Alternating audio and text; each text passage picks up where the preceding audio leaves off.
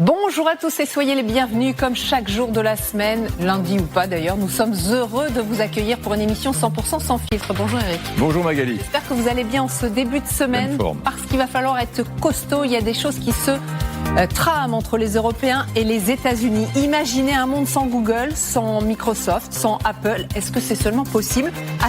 Sans Visa, sans Mastercard, sans... Ouh là là, il y en aurait des choses sans les États-Unis. Oui, il aurait fallu que je dise et compagnie. Parce qu'il faudrait se préparer. Hein. Ouais. Est-ce qu'on a des alternatives en Europe d'ailleurs? Il serait temps en tout cas de... Sans GPS. Sans GPS. Voilà, exactement. Ben, vous avez compris, en fait, il va falloir devenir indépendant vis-à-vis de notre grand allié parce que, vous l'avez compris, notre grand allié est en train de nous tourner le dos et est prêt à nous déclarer une guerre commerciale sans merci. Donald Trump n'apprécie pas du tout l'attitude de l'Europe vis-à-vis de sa politique au Groenland, alors il menace et Emmanuel Macron lui répond. Il brandit l'arme nucléaire économique. On vous explique tout dans un instant. Oui, j'ai appris le terme. On dit le bazooka économique maintenant. Alors vous verrez dans la rue, les gens vont vous parler du bazooka économique. On vous expliquera ce que c'est. Deuxième gros thème, les affaires intérieures continuent, hein, pendant que le péril international nous menace, mesdames, messieurs. Et les affaires intérieures, c'est le budget. Eh bien, figurez-vous qu'il y a un conseil des ministres spécial cet après-midi à 16h. Conseil des ministres spécial pour savoir en gros si Sébastien Lecornu et la France fait le choix du 49.3 pour passer en force sur le budget ou le choix des ordonnances. Ça ne serait pas le même budget d'ailleurs. Que va-t-il se passer cet après-midi? On en parle tout à l'heure. Enfin, vous vous souvenez du cambriolage du Louvre? Ah bah oui. Évidemment, c'était pendant les vacances de la Toussaint. Eh bien, ça y est, nous avons les images à l'intérieur même de la galerie Apollon, des images qui ont été captées par la vidéosurveillance. C'est absolument spectaculaire. Vous pourrez les découvrir. On verra comment les cambrioleurs s'en sont pris à ces vitrines, comment ils les ont cassées. En tout, ça, tenez-vous bien, vous allez chronométrer, ça a duré 4 minutes, mon frère. Ouais. Et carrément impressionnant. Hein. Ah bah oui. Alors, les images de vidéosurveillance en couleur sont incroyables. Allez, c'est parti.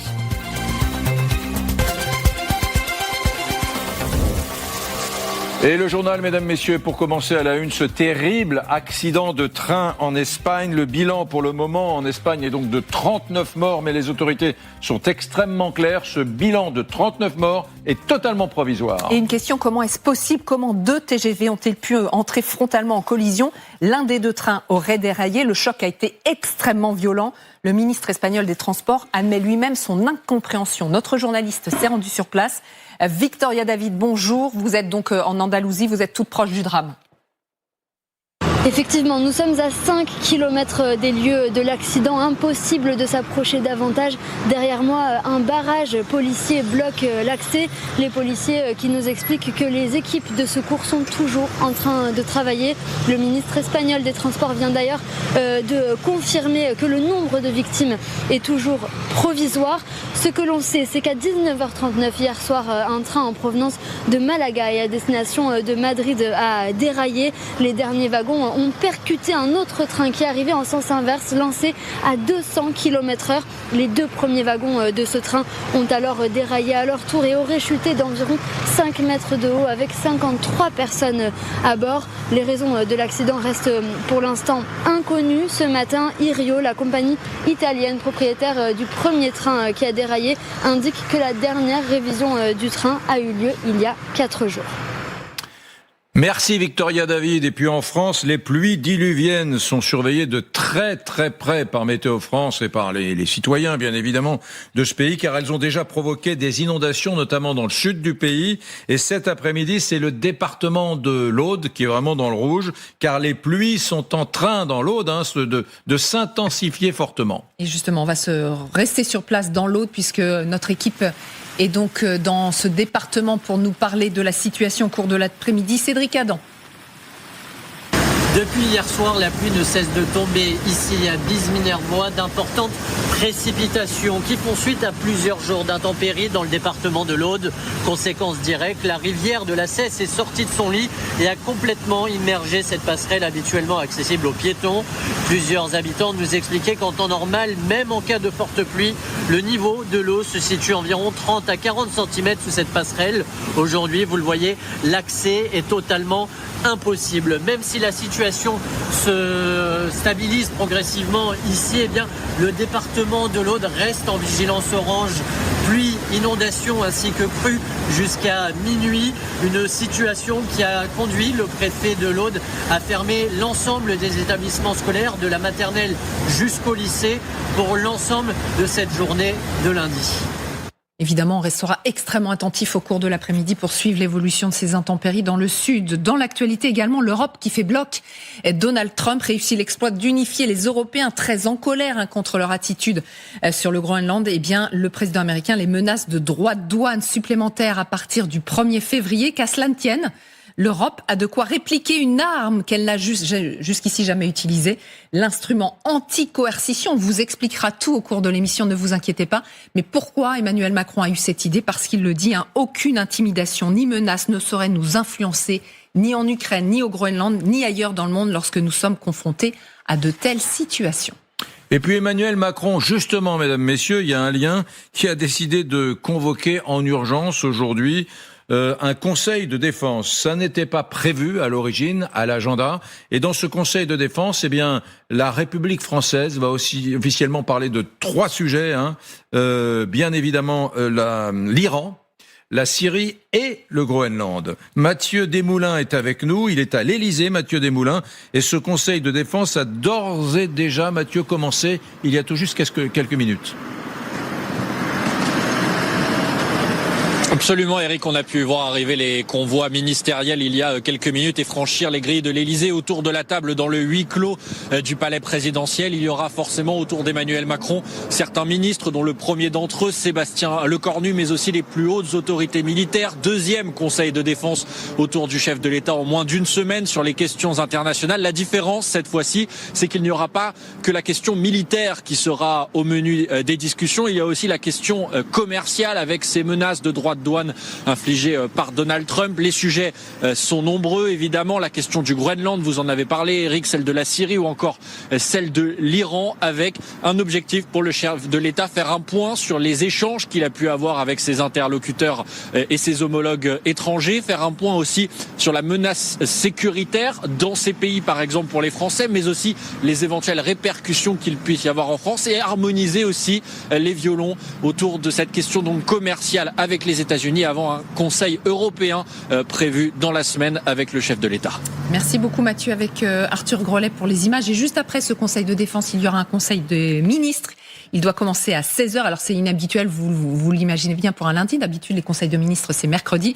Pourquoi il est convoqué ? Bien parce que Sébastien Lecornu doit choisir l'instrument qu'il va utiliser pour valider son budget, le 49.3 ou les ordonnances. On le saura donc au cours de l'après-midi, un budget que le Premier ministre a fait évoluer au cours du week-end. On fait le point avec Capucine Diez. Voici ce qui pourrait changer pour vous si Sébastien Lecornu parvient à faire passer son budget.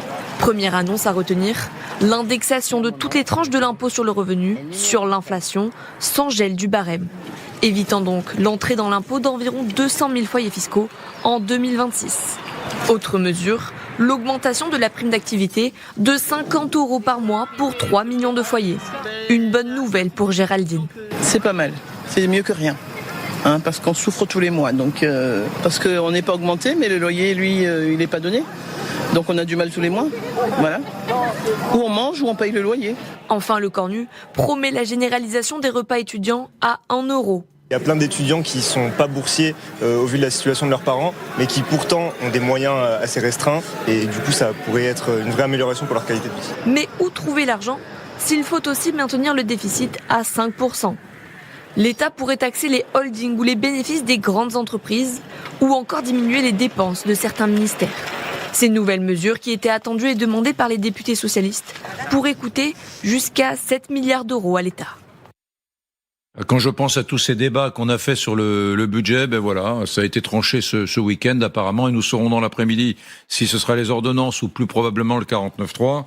En tout cas, sur la question des économies faites par l'État, enfin moi tout ça m'agace fortement.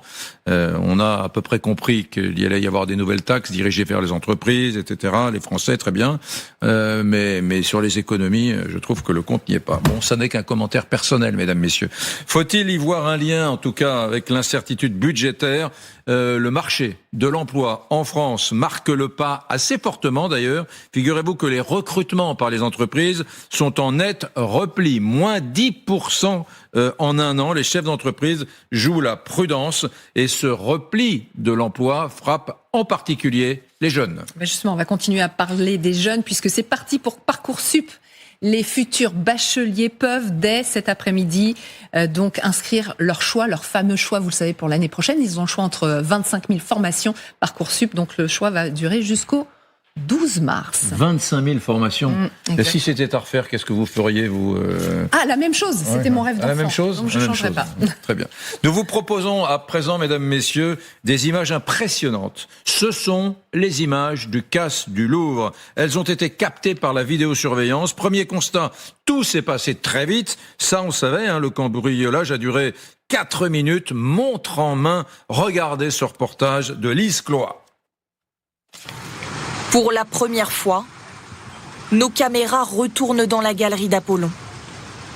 Rien n'a bougé depuis le jour du casse. Vitrine fracturée, présentoir vide. Nous pouvons vous montrer ce qui s'est réellement passé durant les 4 minutes qu'a duré le cambriolage. 9h30, les 2 individus viennent de pénétrer dans la galerie d'Apollon. Équipés de disqueuses, ils s'attaquent chacun à une vitrine. D'abord très calmes, ils deviennent fébriles face à des vitrines blindées qui résistent. Sursaut, coup d'œil furtif, trahissent leur nervosité. Ils terminent le travail à la force des poings. Là, le diadème d'Eugénie, arraché sans ménagement par le voleur. Ici, des bijoux fourrés sans précaution dans une sacoche. Aujourd'hui encore, 3 mois après le casse, la procureure de Paris en appelle aux cambrioleurs et leur demande de rendre les bijoux, estimés à 88 millions d'euros. On y reviendra en longueur avec nos invités, nos éditorialistes au cours de la mission, parce qu'effectivement, c'est assez incroyable. Quelles leçons on peut en tirer? On verra ça donc dans Brunet sans fil. D'abord, vous savez quel jour on est aujourd'hui? On est lundi. Lundi. Précisément. Lundi, je ne peux pas vous en dire. 3e lundi du mois de janvier. Vous savez ce que c'est, ça? C'est pas mon anniversaire ni le vôtre, c'est pas ma fête ni la vôtre, je sais pas. C'est le Blue Monday. Vous savez, le jour le plus déprimant de l'année. Pourquoi? Parce que les fêtes sont passées, il n'y a pas tellement de perspectives réjouissantes, il fait gris, il fait froid. Eh bien, les psys constatent un afflux de leurs consultations parce que les gens sont déprimés à cette période de l'année. Que faut-il faire? La réponse avec Adrien Blétry. Et si le sport était la solution? Laurent entame son footing quotidien, un rituel devenu indispensable pour garder le sourire tout au long de l'année, même sous un ciel gris. C'est sûr qu'il ne faut pas courir juste le jour du Blue Monday parce que là, vous n'en verrez pas les bénéfices, mais si vous courez toute l'année, ça aide à passer le Blue Monday, c'est clair. Lors d'une activité physique, notre corps libère des endorphines, des hormones essentielles pour le moral. Mais il existe aussi d'autres moyens de se sentir mieux. Dans cet institut de beauté, les clients sont nombreux à venir chercher un moment de détente. Le mois de janvier, c'est le plus difficile. C'est un vrai plaisir de pouvoir se décontracter, se ressourcer et avoir un massage pour le bien-être. S'il n'existe aucune preuve scientifique affirmant que ce lundi serait le plus déprimant de l'année, la période reste malgré tout particulière selon cette psychologue. Certains patients développent ce que l'on appelle un trouble affectif saisonnier. On est encore dans la période hivernale où il fait pas encore très beau. Et ça, on sait que ça a un impact très important sur le moral. S'exposer à la lumière du jour, notamment le matin, ça va être une bonne idée. Autre solution pour lutter contre le manque de lumière, la luminothérapie, comptée entre 80 et 200 € selon les appareils. Voilà, mesdames, messieurs, on va vous parler de la finale de la Coupe d'Afrique des Nations. C'est extraordinaire. Mon équipe de cœur, le Sénégal, l'a emporté, mesdames, messieurs. 2 pays francophones, d'ailleurs, qui s'affrontaient hier. Le Maroc, en finale, bien sûr. Le Maroc et le Sénégal. Pour ceux qui aiment les romans d'Arlene Coben, en dramaturgie, en rebondissement, on a été encore bien au-dessus, avec notamment l'arrêt d'un penalty qui avait été concédé aux Marocains par le gardien sénégalais, Edouard Mendy. Ça a été un truc incroyable. J'ai survécu à cette finale. Je n'en reviens pas moi-même. Ça a été un moment incroyable. Et le football sénégalais, je crois que pour la deuxième fois de l'histoire, accède à cette coupe. 54 pays en Afrique. On n'imagine pas le retentissement qu'a la Coupe d'Afrique des Nations. En tout cas, c'était un très beau match. Ouais, deuxième trophée pour les Sénégalais, alors que les Marocains, chez eux, c'est eux qui organisaient la CAN cette année, espéraient un premier titre. C'est raté. Ouais. Sous des trompes d'eau. Sous des trompes d'eau. Et puis il y a eu quand même quelques incidents, effectivement. Toutes ces erreurs d'arbitrage en fin de match, ça a été un peu compliqué quand même.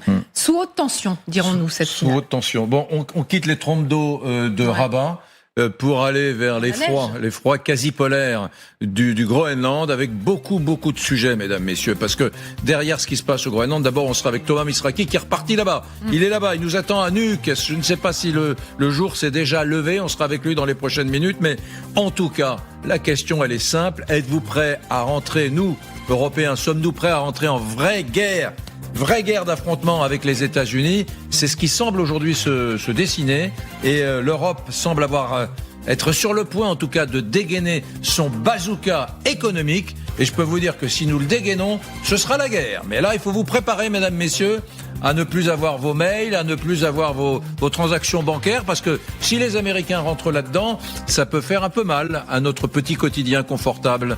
On vous explique tout dans une poignée de secondes.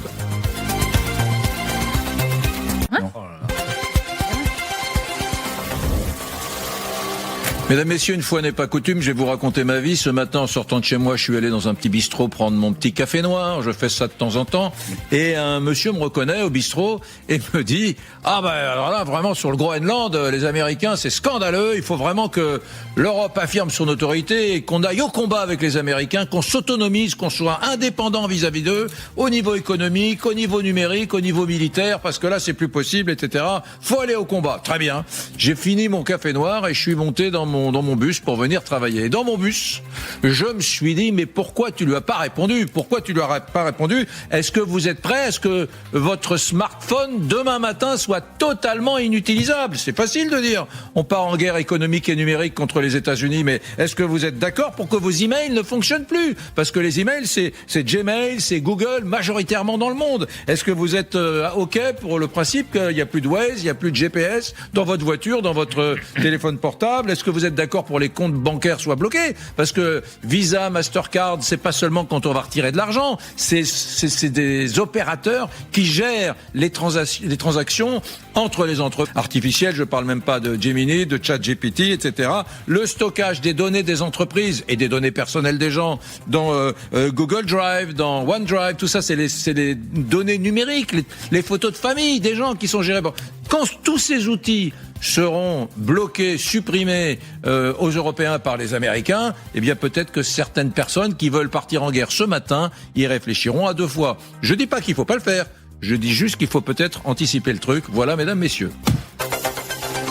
Et parce qu'il va y avoir des conséquences. Pascal Perry et Grégory Phillips sont là pour nous en parler. Bonjour à tous les deux. Bonjour. Pierre Barmin est également avec nous, parce qu'on va faire un point très précis avec vous, parce qu'on voit que l'Europe, jusqu'à il y a quelques minutes, faisait bloc. Attention, l'Union européenne vient de réagir, on verra ce que ça peut impliquer. En tout cas, effectivement, on a les moyens de résister à Donald Trump qui nous a menacé de 10% de droits de douane supplémentaires qui rentreront en vigueur dès le 1er février. Alors, pas toute l'Europe, 8 pays, dont la France. Et donc, la France a répliqué par la voix d'Emmanuel Macron, qu'à cela ne tienne, on a des armes, une arme atomique économique qu'on pourrait dégainer. Quelle est-elle? On fait le point avec Léana Boll. C'est un instrument de dissuasion économique qui n'a encore jamais été utilisé. Face aux menaces douanières de 10% de Donald Trump contre les pays qui s'opposent à l'annexion du Groenland, Emmanuel Macron hausse le ton. Aucune intimidation ni menace ne saurait nous influencer, ni en Ukraine, ni au Groenland, ni ailleurs dans le monde lorsque nous sommes confrontés à de telles situations. Si les surtaxes douanières sont confirmées, Emmanuel Macron demandera l'activation de cet outil surnommé bazooka commercial. Un dispositif voté en 2023 qui nécessite l'accord d'une majorité des pays de l'UE pour être utilisé. Il permet effectivement de réagir assez fortement, assez violemment, des droits de douane, l'interdiction à des entreprises américaines d'investir, l'interdiction de participer à des marchés publics. Donc tout un arsenal. De son côté, le président américain est prêt à tout pour obtenir le Groenland. On a compris que le Groenland avait des richesses difficiles à exploiter en ce qui concerne les terres rares. Le Groenland représente aussi un territoire stratégique. Territoire stratégique quand on voit le parcours des missiles balistiques, quand on voit le parcours des sous-marins. Déterminé, Donald Trump appliquera les droits de douane jusqu'à ce qu'un accord soit conclu pour la vente complète et intégrale du Groenland. Alors là, franchement, je savais un certain nombre de choses. Pascal Perry, je savais que la France avait le parapluie nucléaire, ce bazooka nucléaire, j'en connaissais son existence, bien sûr, on en a tellement parlé. Mais alors j'ignorais totalement que nous avions, nous les Européens, un bazooka, une arme atomique américaine, enfin contre les Américains, pour en cas de menace américaine. Contre quiconque d'ailleurs, oui, menacerait notre souveraineté. Mais je comprends parfaitement votre point de vue. Je l'avais moi-même oublié parce que il est resté au vestiaire. Oui. Depuis 2023, le truc n'est jamais sorti, en réalité. Et donc, on est tous aujourd'hui à chercher quelles sont les conditions d'emploi, quel est le mode d'emploi de l'arme. On est en train de chercher. Alors, on sait que le déclenchement, c'est l'Union européenne. On sait qu'il y a aujourd'hui, avec le bazooka, effectivement, des mesures qui sont des mesures de restriction du commerce, de blocage de l'investissement, d'accès limité au marché public, ou limité d'ailleurs, ou inexistant au marché public. Mais bon, il faut bien admettre que c'est un objet assez singulier dont on n'avait pas véritablement connaissance. C'est un peu comme la bombe nucléaire. C'est mieux de ne pas l'utiliser. Ce bazooka commercial, à l'époque, il avait été imaginé, dites-moi si je me trompe, Pascal, dans un conflit, un litige commercial entre la Chine et la Lituanie. Et c'est à ce moment-là qu'on s'est dit, tiens, faudrait peut-être qu'on les amis, petit commentaire personnel, ça me fait doucement marrer. Comment voulez-vous qu'une majorité de pays européens se mettent d'accord sur le bazooka? J'ai déjà vu ce matin que le Premier ministre anglais disait « Oh, bon, ils font pas partie de l'Union européenne. Hein. » Il disait « Oh, il faut surtout négocier. » Des Européens qui vont dire « Oh, mon Dieu, faut négocier. Il va y en avoir des dizaines. » La position dure de Macron ne sera jamais suivie par les 27. Alors, arrêtons de croire que l'Europe peut soudainement partir en guerre comme ça. C'est impossible. Calmez-vous, Eric. Non, je me calme pas. Non, du coup, on a regardé, effectivement, comme ce bazooka commercial n'a jamais été utilisé, on a regardé les règles d'application. Il faut que ce soit voté à une majorité qualifiée de 55% des États, représentant 65% de la population. Ouais, on commence à rentrer dans un truc compliqué. En gros, pour résumer, il faut 15 gros pays sur 27. Oui, bon, d'accord. Mesdames, messieurs, cela veut dire que vous êtes à peu près peinards pour utiliser Mastercard, Visa ou Waze. C'est pas demain que les Américains vont nous couper tout. Hein. Alors, c'est pas sûr. Vous dites c'est pas sûr? Non, parce que d'abord, ce sont des contrats commerciaux avec ces entreprises. Les contrats doivent être honorés, surtout s'ils ont été payés. Les Américains y trouvent d'ailleurs beaucoup d'intérêt au passage. Soyons rationnels. C'est un outil tactique du champ de bataille. C'est destiné à conduire à une négociation. C'est ça. Que toi, tu menaces de 10, nous, on a ça pour... c'est la dissuasion nucléaire. C'est comme la dissuasion nucléaire, c'est ce qui est censé garantir la paix. Là, c'est censé garantir une solution. Et en attendant, Pierre, ce qu'on a pu voir au cours du week-end, c'est qu'il y a quand même une certaine unité des Européens. Oui, il y a plusieurs réactions. La plus étonnante vient sans doute de Giorgia Meloni, la chef du gouvernement italien. On sait qu'elle a de très bonnes relations avec Donald Trump. C'est une oreille attentive d'ailleurs du président américain, mais elle n'a pas hésité à reconnaître ce week-end qu'il faisait une erreur. Elle l'a dit lors d'un déplacement notamment en Asie. Elle l'a eu au téléphone, c'est ce qu'elle explique. Écoutez-la justement. Je tenais à vous dire que la perspective d'une augmentation des droits de douane pour les pays ayant choisi de contribuer à la sécurité du Groenland est, à mon sens, une erreur et je la désapprouve. J'estime que dans ce contexte, la volonté de certains pays européens d'envoyer des troupes afin de renforcer la sécurité aurait dû être perçue non comme une initiative dirigée contre les États-Unis, mais plutôt contre d'autres acteurs. Réaction également du chef de l'État d'Emmanuel Macron sur ses réseaux sociaux. Voilà ce qu'il dit aucune intimidation ni menace ne saurait nous influencer, tout en faisant un parallèle entre ce qu'il se passe en Ukraine et ce qu'il se passe au Groenland. Oui, c'est une façon de dire Trump, Poutine, je vous mets dans le même panier. Hein. En tout cas, oui, c'est une façon de le dire. En tout cas, il y a un parallèle qui est fait entre ces deux situations. Il y a aussi une réaction qui est très intéressante venue de la première ministre du Danemark. L'Europe ne cède pas au chantage. Vous l'avez évoqué il y a quelques minutes. Il y a Keir Starmer qui a parlé justement de ces droits de douane. Il a d'abord évoqué que c'était inadmissible, mais il s'est ravisé en tout cas, notamment ce matin lors d'une conférence de presse. Écoutez-le. Une guerre commerciale n'est dans l'intérêt de personne. Et mon travail consiste toujours à agir dans l'intérêt national du Royaume-Uni. C'est pourquoi j'ai discuté hier avec le président Trump, les dirigeants européens et le secrétaire général de l'OTAN. Ouais, alors est-ce qu'il a peur là ? Parce qu'effectivement, l'Europe envisage de répliquer quand même. Hein. Oui, l'Europe envisage de répliquer, c'est ce qui est fait et compris. En tout cas, c'est ce qu'on essaye de faire comprendre. Alors, on a parlé du bazooka il y a quelques instants, mais c'est vrai que l'Europe a d'autres armes dans sa besace, si on peut dire ainsi. Notamment, vous voyez ce chiffre, 93 milliards d'euros. Ce serait des droits de douane en plus, justement sur l'économie américaine. En fait, c'était un dispositif. Donc, attendez, vous êtes en train de nous dire que là, l'Europe est prête à activer des dispositifs conduisant les Américains à payer 93 milliards d'euros de plus de taxes et de droits de douane s'ils continuent à nous embêter, c'est ça hein. En fait, c'est un dispositif qui a été envisagé il y a quelques mois, au mois de juillet dernier, en juillet 2025 précisément. Rappelez-vous, c'est justement quand il y avait cette première guerre économique entre guillemets entre les États-Unis et l'Europe, où Donald Trump menaçait d'infliger des droits de douane à plus de 30%. Finalement, on sait qu'il y a eu un accord diplomatique en Écosse. On se rappelle de ce moment entre Ursula von der Leyen et le président américain. Mais c'est vrai que c'est sur la table. C'est Stéphane Séjourné, le vice-président de la Commission européenne, qui l'explique ce matin sur France Inter. Écoutez.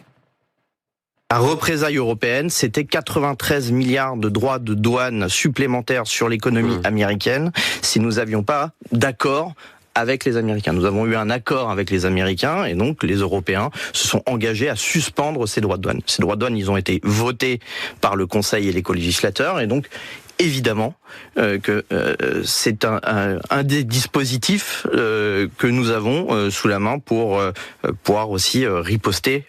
Voilà, ne pas céder au chantage en quelque sorte. C'est aussi ce que dit le ministre des Finances allemand ce matin. Il y aura en tout cas une riposte européenne selon lui. Écoutez-le. La représaille européenne, c'était 93 milliards de droits de douane supplémentaires sur l'économie américaine si nous n'avions pas d'accord avec les Américains. Nous avons eu un accord avec les Américains et donc les Européens se sont engagés à suspendre ces droits de douane. Ces droits de douane, ils ont été votés par le Conseil et les co-législateurs et donc... Oui. Bon, on va... Le ministre allemand, on a écouté 2 fois Stéphane Séjourné, mais on va l'écouter justement, le ministre allemand, c'est très court, écoutez. Il y aura une réponse européenne unie et ferme, mais nous préparons actuellement des contre-mesures coordonnées avec nos partenaires européens. Ces mesures sont mises en place au cas où le président Trump maintiendrait sa menace de droits de douane. Bon, et ben voilà, mesdames, messieurs, on est avec Yves Bertoncini, qui est consultant, enseignant en affaires européennes au corps des mines à l'ESCP. C'est l'ancien directeur de l'Institut Jacques Delors. Merci d'être avec nous, Yves Bertoncini. Bonjour. Il y a un certain consensus européen, à mon avis, mais ça c'est très personnel. J'imagine pas que l'Europe aille en position dure jusqu'au bout de ces menaces. Surtout sur la question d'activer le bazooka économique contre Donald Trump. D'ailleurs, est-ce que vous y croyez à la capacité de l'Europe à réagir avec vigueur et de façon un petit peu ferme, jointe, ferme, et surtout en accord. Moi, à chaque fois qu'il y a une décision stratégique européenne, il y en a toujours un qui commence à dire ah non, vaut mieux négocier avec les Américains. Vous croyez à l'unité européenne pour une fois, vous ? Oui, j'y crois et surtout je l'observe et je crois que vous avez déjà bien posé les termes du débat, hein, dans certaines limites. Nous avons une interdépendance économique avec les États-Unis d'Amérique, vous l'avez rappelé avec l'exemple des téléphones et des cartes bancaires. Nous avons une alliance militaire avec les États-Unis, au moins théoriquement, qui est très utile dans la réponse à la menace russe qui pèse sur beaucoup de pays d'Europe centrale et orientale. Mais malgré ça, je pense que l'affaire du Groenland, pour Trump, c'est un pont trop loin. Il est allé trop loin et les Européens sont en train de lui répondre de manière assez ferme et je dirais de manière assez perverse parfois, parce que quand des chasseurs alpins ont été envoyés avec d'autres au Groenland, on a beaucoup ricané, n'empêche que Trump a été obligé de sortir du registre militaire, puisque maintenant il s'est mis sur le registre commercial. Il le fait parce que ça ne se passe pas comme il veut. On lui a joué un tour en faisant comme si on allait défendre la sécurité du Groenland face à la menace russe et chinoise, en faisant les alliés modèles, ce que d'ailleurs les Danois ont toujours été. Et donc, il sort d'un registre et il vient sur le registre commercial. Alors, ce qu'a très bien rappelé Stéphane... Très très bon argument, Yves. Yves, très bon argument. C'est vrai qu'il a raison. Soudainement, Donald Trump, quand il a vu ces 33 hommes arriver bon, c'était que symbolique, au Groenland, il a changé de registre. Effectivement, il a dit, bon, sur les questions militaires, ça n'aurait pas de sens de tirer sur des alliés européens. Par conséquent, je bascule sur les arguments économiques. Vous avez raison. D'une certaine façon, vous marquez un point, là. D'une certaine façon, on l'a fait un peu, on l'a fait ployer là-dessus. Est-ce que Yves Bertoncini, est-ce qu'il faut aller plus loin? Est-ce que vous avez vu la réaction de Raphaël Glucksmann il y a quelques heures, donc le député européen? Voilà ce qu'il dit. Le temps de l'indépendance européenne est venu. 1. Assumer le rapport de force avec Trump. 2. Faire de la souveraineté l'horizon de toutes nos politiques publiques, que ce soit la défense, le numérique, l'industrie ou les stratégiques. Est-ce que vous êtes d'accord? À un moment donné, le monde d'après 45 n'existe plus. Il va falloir se défaire de cette dépendance avec les Américains, qu'elle soit numérique. Je crois que Raphaël Glucksmann a raison à moyen terme et que c'est l'horizon souhaitable pour nous, Européens, dans le cadre, effectivement, d'un basculement des États-Unis vers l'Asie et que d'ailleurs déjà Barack Obama, de manière bien plus smart, avait incarné. Bon, mais face à Trump, là, il était urgent d'agir de manière plus rapide. Donc, déployer des troupes au Groenland, c'était une bonne manœuvre et ça fonctionne. Et ça fait augmenter pour Trump le coût politique intérieur d'un éventuel passage en force au Groenland. L'autre réponse qui est déjà préparée, mais parce que on avait dû y réfléchir lors de son offensive douanière, ce sont les 93 milliards d'euros de droits de douane qui sont déjà là. En fait, je vais vous dire, il n'y a rien besoin de faire. Parce que pour l'instant, on reportait l'application de ces droits de douane de loin en loin et il aurait fallu les reporter à nouveau en février. Si d'ici février, Donald Trump continue à utiliser un tel langage impérialiste, je dirais, et méprisant pour les Européens, écoutez, ces droits de douane qui n'avaient pas été activés la dernière fois, parce que c'est nous qui allons les payer, les droits de douane, c'est nous les Européens. C'est pour ça qu'il y avait eu une petite hésitation. Les droits de douane de M. Trump, qui les paye en ce moment? Ce sont les Américains, ce sont les consommateurs américains. Ça fait monter l'inflation. C'est pas très bon de point de vue domestique, les droits de douane. Mais là, parce qu'il est allé trop loin, les Européens n'auront d'autre choix que d'imposer ces 93 milliards d'euros de droits de douane. Bien. Il est bon, mais il est un peu long, Bertoncini. Il est bon, mais il est un peu long. Mais on a parfaitement compris votre pensée. La question qu'on peut se poser, c'est comment c'est perçu là-bas. Oui, et donc Thomas Misraki, vous avez raison, est retourné au Groenland avec Marine Truchot.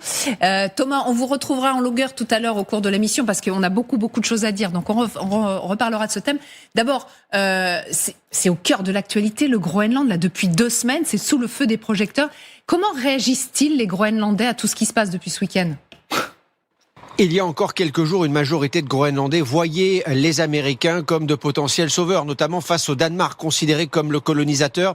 Les choses ont évolué depuis. Le sentiment anti-américain dans la population a progressé. Près de 4000 personnes ont défilé à Nuuk samedi, c'est-à-dire environ 20% du nombre d'habitants de la capitale groenlandaise contre les États-Unis.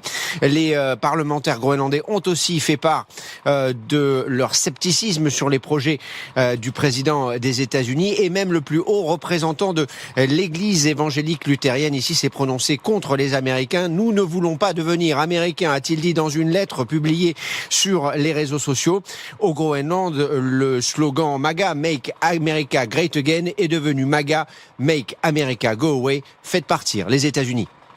Voilà, donc Grégory Phillips. Thomas Misraki, l'un des meilleurs connaisseurs du Groenland maintenant. Deuxième mission en un mois. Incroyable. On me dit dans l'oreillette qu'il finira consul de France à nous si ça continue. Non, on en a un consul de France. À partir du 6 février. On en a envoyé un à partir du 6 février. On réinvestit le territoire. Exactement. Semaine sous haute tension quand même là. Hein. Alors, il y a 2 rendez-vous qu'il faut que vous notiez absolument. Mercredi 14h30, Trump est à Davos où il a prévu de donner un grand discours. Et peut-être une conférence de presse, Alice, on verra s'il répondra aux questions. Mais je pense que Trump, arrivant en Suisse mercredi, va avoir quelques messages à nous adresser, nous, Européens, et au monde entier. Et puis jeudi soir, sommet extraordinaire européen avec tous les dirigeants des 27, convoqués en urgence par le président du Conseil, pour voir quelle réponse on apporte aux Américains. Ça. Donc on voit là, Pascal, pour le moment, on n'en est pas là. On ne va pas se passer de Google et Microsoft demain. Mais c'est un outil... Pas d'inquiétude, mais vous savez, on achète beaucoup de services aux États-Unis, on achète assez peu de production industrielle. Il y a les exemples habituels qui sont cités, le Bourbon du Kentucky, les motos Harley-Davidson et quelques objets. Et les Tesla. Qui sont plutôt fabriqués en Chine et en Allemagne, souvent. Mais bon, on achète aussi des Tesla, vous avez raison, on leur vend quand même beaucoup de pièces aéronautiques. Vous savez, sur Boeing, dans le cockpit des pilotes, il y a une partie de l'équipement, de l'avionique, ça s'appelle l'avionique, qui vient de Safran, de Thales, Dassault, etc. Donc pour eux, ce sera aussi douloureux. Et moi, j'attends, on l'a pas dit encore, alors, j'attends Wall Street demain. Il n'y a pas de Wall Street aujourd'hui parce que j'ai appris que c'était le Martin Luther King Day. C'est ça, absolument, c'est férié. Bon. Mais demain, on va voir. D'ores et déjà, on a quand même de part et d'autre de l'Atlantique de petits indicateurs. Vous avez par exemple l'association des producteurs de machines-outils en Allemagne qui pousse l'Allemagne à aller au bras de fer. C'est rare, les industriels allemands qui... Et puis, de l'autre côté, les grands distributeurs américains qui rappellent quand même régulièrement que l'inflation augmente, 2,7% aux États-Unis. C'est beaucoup pour un Américain. Et que les droits de douane, c'est de l'inflation. Très bien. Ce qui veut dire que les Américains n'iront peut-être pas au bout de cette démarche de confrontation douanière qui se radicalise avec l'Europe. Bon, les amis, maintenant, on sait à peu près... quelle couleur aura le budget? Quand je dis quelle couleur, pas au sens politique, mais on en sait davantage. Alors cet après-midi à 16h, on saura si ce budget va passer à travers le 49.3 ou si ce sera les ordonnances. Mais on sait déjà, voilà, par des indiscrétions, qu'il y a tel type d'impôts qui ont émergé, tel type d'économies qui n'ont pas été faites du tout. Mesdames, messieurs, restez avec nous. On vous dit tout sur ce qui vous attend en 2026.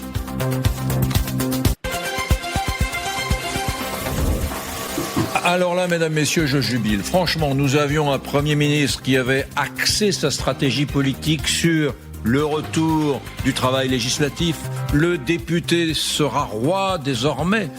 Et je n'utiliserai pas le 49.3 car c'est une façon de mépriser cette France parlementaire. Voilà, très bien. Et on m'apprend que justement le 49.3 pourrait intervenir là dans les prochaines heures. Mais on se moque de nous, mesdames, messieurs. Que fait la police ? Que se passe-t-il? Surtout l'éclairage de nos éditorialistes, comme chaque jour, Isabelle Saporta et Renaud Pila. Bonjour à tous les deux. Bonjour à tous. Pascal Perrier, restez avec nous parce qu'on va on va avoir besoin de votre éclairage, pardonnez-moi. Et on va partir à l'Élysée, du côté de l'Élysée où nous attendent Mathieu Desmoulins et Arthur Grollet. Mathieu, expliquez-nous, alors on le saura dans l'après-midi ça, ce que va faire le Premier ministre. Est-ce qu'il va utiliser le 49.3 ou les ordonnances? Visiblement, il n'y a que ces deux options-là sur la table. Il y a un conseil des ministres qui a été convoqué. Et on a l'horaire, ça y est, c'est à 16h. Absolument, Conseil des ministres convoqué à la toute dernière minute. Jusqu'à encore ce matin, les cabinets ministériels étaient dans le flou quant à l'horaire de ce Conseil des ministres, donc qui s'annonce décisif. Car sur la table, il y a toujours deux options pour Sébastien Lecornu. D'un côté, le 49.3 pour faire adopter le budget qu'il s'était pourtant engagé à ne pas utiliser. De l'autre, les ordonnances. Et à en croire l'entourage de Sébastien Lecornu, le choix n'est pas encore tranché. Des nouvelles discussions et des échanges avec les ténors politiques, notamment du Sénat, doivent avoir lieu dans la journée. Le Premier ministre doit aussi prendre la plume pour écrire à l'ensemble des parlementaires et leur détailler les contours de ce nouveau budget de compromis qui leur soumet. Pas de décision donc à en croire Matignon, même si tous ceux qui ont échangé avec le Premier ministre ces derniers jours et ces dernières heures sont formels. La balance penche davantage en faveur du 49.3 avec deux avantages. D'abord, pour le Premier ministre la possibilité d'inclure tous les compromis qu'il a fait aux socialistes, notamment vendredi lors de son allocution. Et puis un deuxième avantage, c'est cette interview donnée par Boris Vallaud, le patron des députés socialistes ce matin, qui ouvre la voie à ce qu'il n'y ait pas de censure et donc à ce que Sébastien Lecornu, en activant l'article 49.3, puisse rester en poste à Matignon. Sérieux ? Bon, merci beaucoup Mathieu Desmoulins, Magali Lunel, on s'est fait avoir. On nous a dit il n'y aura pas de 49.3, alors nous, bien sagement, comme des journalistes dociles, soumis, on a dit aux Français, il n'y aura pas de 49.3, et là, patatras, nous passons tous pour des couillons. Isabelle Saporta, Renaud Pilat. On ne l'avait pas trop dit qu'il n'y aurait pas de 49.3, parce qu'on avait un peu bien dit ici qu'il y aurait un 49.3. Isabelle, dès le début, vous n'y croyez pas. Ouais, vous n'y avez jamais cru, vous. Non, j'ai pas cru. Maintenant, si vous voulez, ce que je trouve extraordinaire, c'est que maintenant, on a au fond un budget socialiste, d'accord ? On a tous compris que c'était un budget socialiste. Moi, la seule chose qui me désespère, ça devrait vous plaire, ça. C'est que, non, moi, ce qui me désespère, je vais vous dire un truc, ce qui me désespère, c'est qu'au fond, ce soit du court-termisme et qu'il n'y ait rien pour construire l'avenir. Je suis désespérée, je suis au fond du seau aujourd'hui. C'est Blue Monday, là. Je suis vraiment le Blue Monday du budget, je suis au fond du seau. Mais si vous voulez, ce que je trouve génial, c'est qu'effectivement, il va nous sortir le 49.3, parce que les ordonnances, c'est quand même un passage en force qui, à mon avis, n'aura pas lieu.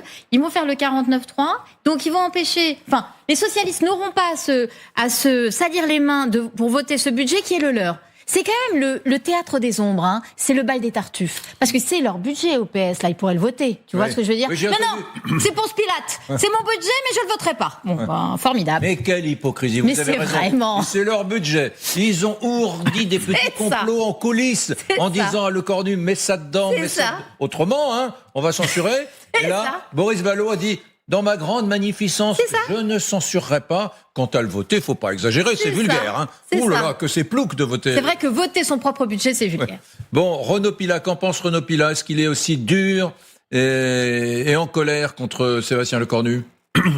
Non, je suis en désaccord avec 70% de ce qu'a dit Isabelle. Je note, 70%. 70%. Les 30%, c'est qu'effectivement... C'est les tarifs. C'est mes tarifs douaniers. Effectivement, ce qu'il y a de navrant, c'est que c'est un budget court-termiste, c'est un budget qui aggrave la dette, c'est un budget qui ne prend pas en compte la réalité économique du pays, mais, les 70% arrivent. Que faire ? Comme disait Lénine, il faut relire les grands auteurs, il faut faire, et je le cite souvent, avec le matériel existant. C'est quoi le matériel existant ? On n'a pas de majorité. On est en pleine crise internationale la plus grave que l'on ait connue depuis l'après-guerre. Trump menace un territoire européen. Nous sommes au bord du précipice diplomatique. Qu'est-ce qu'on a ? On a une classe politique qui est incapable de trouver un budget à la France. Vous croyez que le Premier ministre n'a pas mieux à faire que de négocier avec la gauche ? Vous croyez que le Premier ministre... Il y a un conseil de défense en ce moment, un conseil de défense sur la situation en Europe, sur la situation en Iran. Et cet après-midi, il doit encore ficeler avant le conseil des ministres de 16h ? C'est scandaleux. Dernière chose... Il y a quelques petits points intéressants. Et là, Isabelle, vous devriez être contente. Vous avez passé 6 mois à dire qu'il y avait rien pour les jeunes dans le budget de la sécurité sociale et dans le budget que c'était tout peu retraité. Et bien là, on a appris hier soir qu'il y a des choses pour les jeunes. 1 euro. Alors pardon. Cantine, alors là, je vous coupe. Non, c'est pas la cantine, c'est effectivement le Crous, quoi, le restaurant universitaire. Oui, c'est la alors cantine. 1 euro pour tous les. Alors on est d'accord. 1 euro, il y avait déjà pour tous les gens qui n'ont pas d'argent et qui sont boursiers. Là, c'est pour tout le monde. C'est-à-dire que ma fille aînée. Alors je sais, je vais recevoir 50 SMS et machin en disant t'as qu'à pas l'envoyer là-bas pour manger pour 1 euro. Ma fille aînée pourrait y prétendre. Est-ce que vous pensez vraiment que ma fille aînée a besoin de ne payer qu'1 euro ? Non, en fait. Moi, je suis pour que ma fille aînée paye plein pot et ça me paraît normal. Comme je paye plein pot d'impôts et ça me paraît normal. Donc ces cadeaux de baltringue là, je trouve ça nul. Il y a beaucoup de classes moyennes qui ont besoin de cet argent. Moi, je vais vous dire une chose, Pascal Perret, heureusement que vous êtes là, mon cher Pascal. Heureusement que vous êtes là parce que... Est-ce qu'il aime bien le 1 euro ? Demandez-lui à Pascal Perret. Oui, il répondra sur le 1 euro. Et j'ai oublié ma chute. Ouais. J'ai oublié ma chute. Je suis contre la chute du gouvernement Lecornu. Si le gouvernement Lecornu n'utilise pas le 49.3, les ordonnances, ça serait une catastrophe.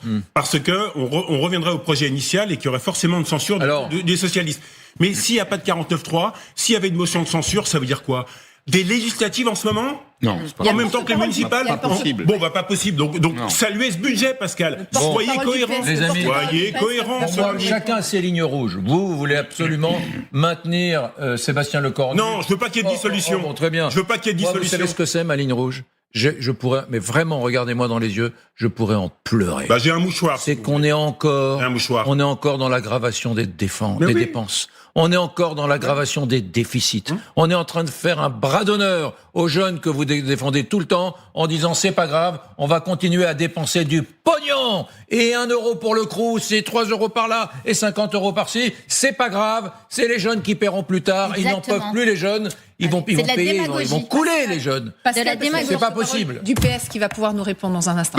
Moi, je ne comprends pas le discours des socialistes qui nous disent ce ne sont pas les Français qui vont payer. Mais bien sûr que si, que ce sont les Français qui vont payer. Attendez, quand on fait payer les entreprises, parce que c'est le cas, il y a 8 milliards d'euros là sur les entreprises. On maintient des impôts qui étaient censés. Oui, mais qu'est-ce que c'est que les grandes entreprises ? Impôts sur la société. Oui. C'est des ETI. C'est pas simplement. Vous pensez peut-être à LVMH, à quelques autres, à Total Energy. Les 300 plus grandes entreprises françaises. Non, mais enfin, dans les 300 plus grandes entreprises françaises, vous avez un réservoir d'emplois d'entreprises de taille intermédiaire qui emploient, qui sont significatifs, qui contribuent à la richesse nationale. Est-ce que vous vous rendez compte qu'avec le budget que nous avons cette année, le PIB par tête en France va passer derrière celui de l'Italie? Je vous aurais dit ça il y a 10 ans, vous auriez rigolé, vous m'auriez montré du doigt en disant ce type est un plaisantin. Non, nous passons derrière l'Italie. Pourquoi ? Parce qu'on appauvrit sans cesse l'outil de production. On est dans une situation, je résume, on est dans une situation où il faudrait alléger les charges sur la production. Parce qu'on a besoin de produire plus. Qu'est-ce que c'est que la production ? C'est le capital et c'est le travail. On va encore alourdir la fiscalité sur le capital alors qu'on en manque, alors qu'on en a besoin, et donc on est en train de prendre des mesures qui sont complètement contraires à nos intérêts pour des raisons politiques et idéologiques. Arthur Delaporte nous écoute, il va pouvoir répondre. Bonjour, porte-parole du Parti Socialiste, député du Calvados. Qu'est-ce que vous pouvez répondre à Pascal Perry qui juge ce budget non pas mauvais mais très mauvais ? C'est son choix, mais moi j'ai toujours la priorité de dire qu'est-ce qu'il nous faut. Il nous faut un budget. Et qu'est-ce qu'on a ? On a une assemblée tripartite, et si personne ne fait d'efforts, alors on n'a pas de budget, et ça c'est catastrophique pour l'économie, pour le pays.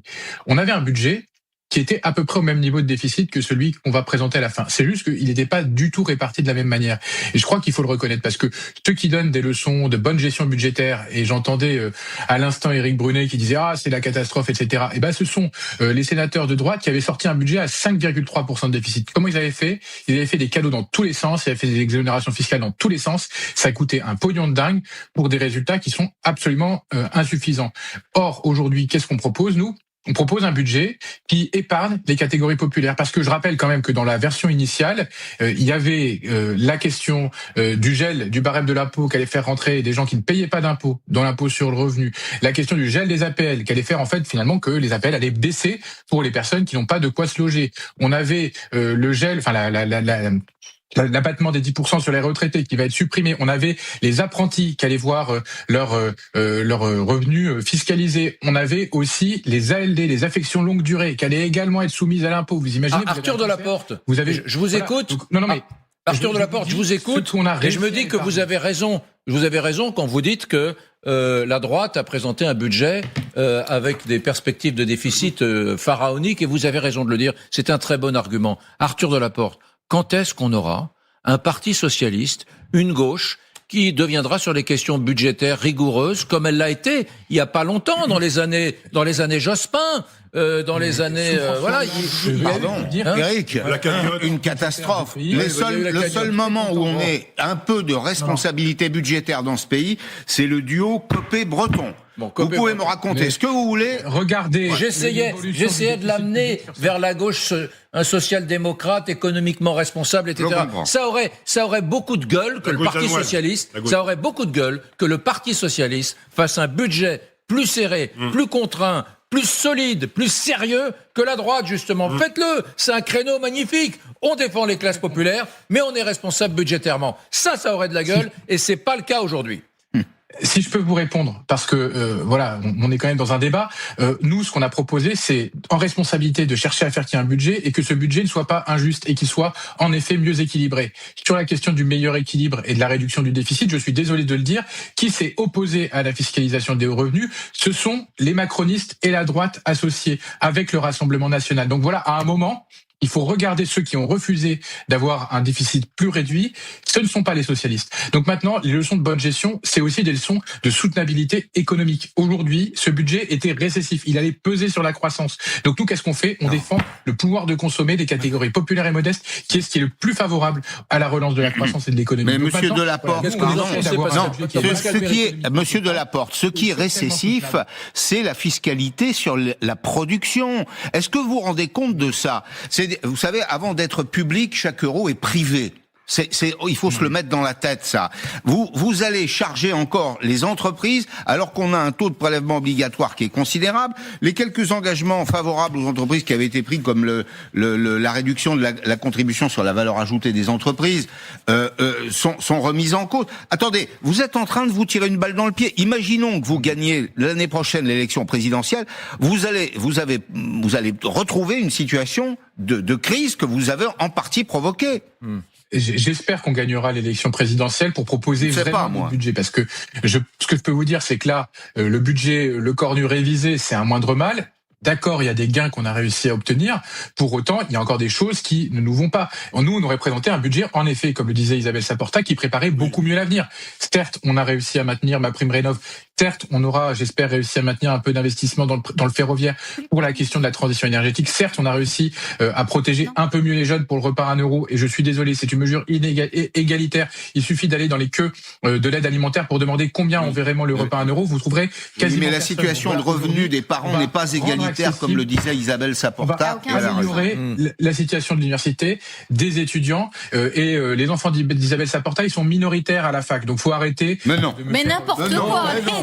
Mais il y a combien de temps que vous n'avez pas mis les pieds à la fac, enfin? Bêtise démago, alors c'est vraiment, c'est nul. Et vous savez que c'est une mesure démago, pardon, mais vous savez que c'est une mesure démago. C'est nul. Il y a beaucoup de classes moyennes dans l'université. Il se trouve qu'elle est à la fac, Mathieu. Vous voyez comme vous dites des bêtises. La question qui se pose, c'est est-ce qu'un jour, il va pas falloir faire le deuil de MaPrimeRénov'? Est-ce qu'un jour, il va pas falloir avoir le courage de dire, à gauche comme à droite, eh ben, MaPrimeRénov', c'était peut-être une bonne idée. Enfin, ça a été géré n'importe comment. Mais bon, c'était peut-être une bonne idée.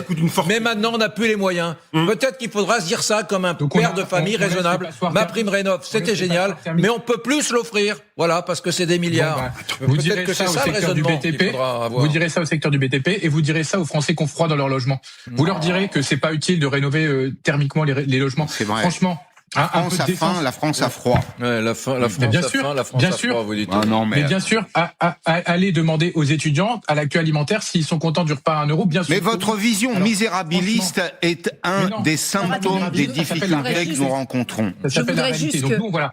On part du quotidien des Français qui n'ont pas les moyens. Il faut le faire sous conditions de ressources. On peut l'écouter 2 secondes. Sous conditions de ressources. C'était intéressant aussi, tout à l'heure, on avait le président de l'UDP, qui ne sont pas des grandes entreprises, qui disait, moi je préfère ce budget à pas de budget du tout. Bien sûr. Il disait peut-être que ça ne convient pas tellement, mais finalement ce budget est acceptable. C'est un bon budget, comme les pays qui pratiquent le sérieux budgétaire, comme les Pays-Bas, comme des tas de pays qui sont solides, comme l'Italie qui nous repasse devant dans les perspectives. Vous êtes un doux rêveur, Eric.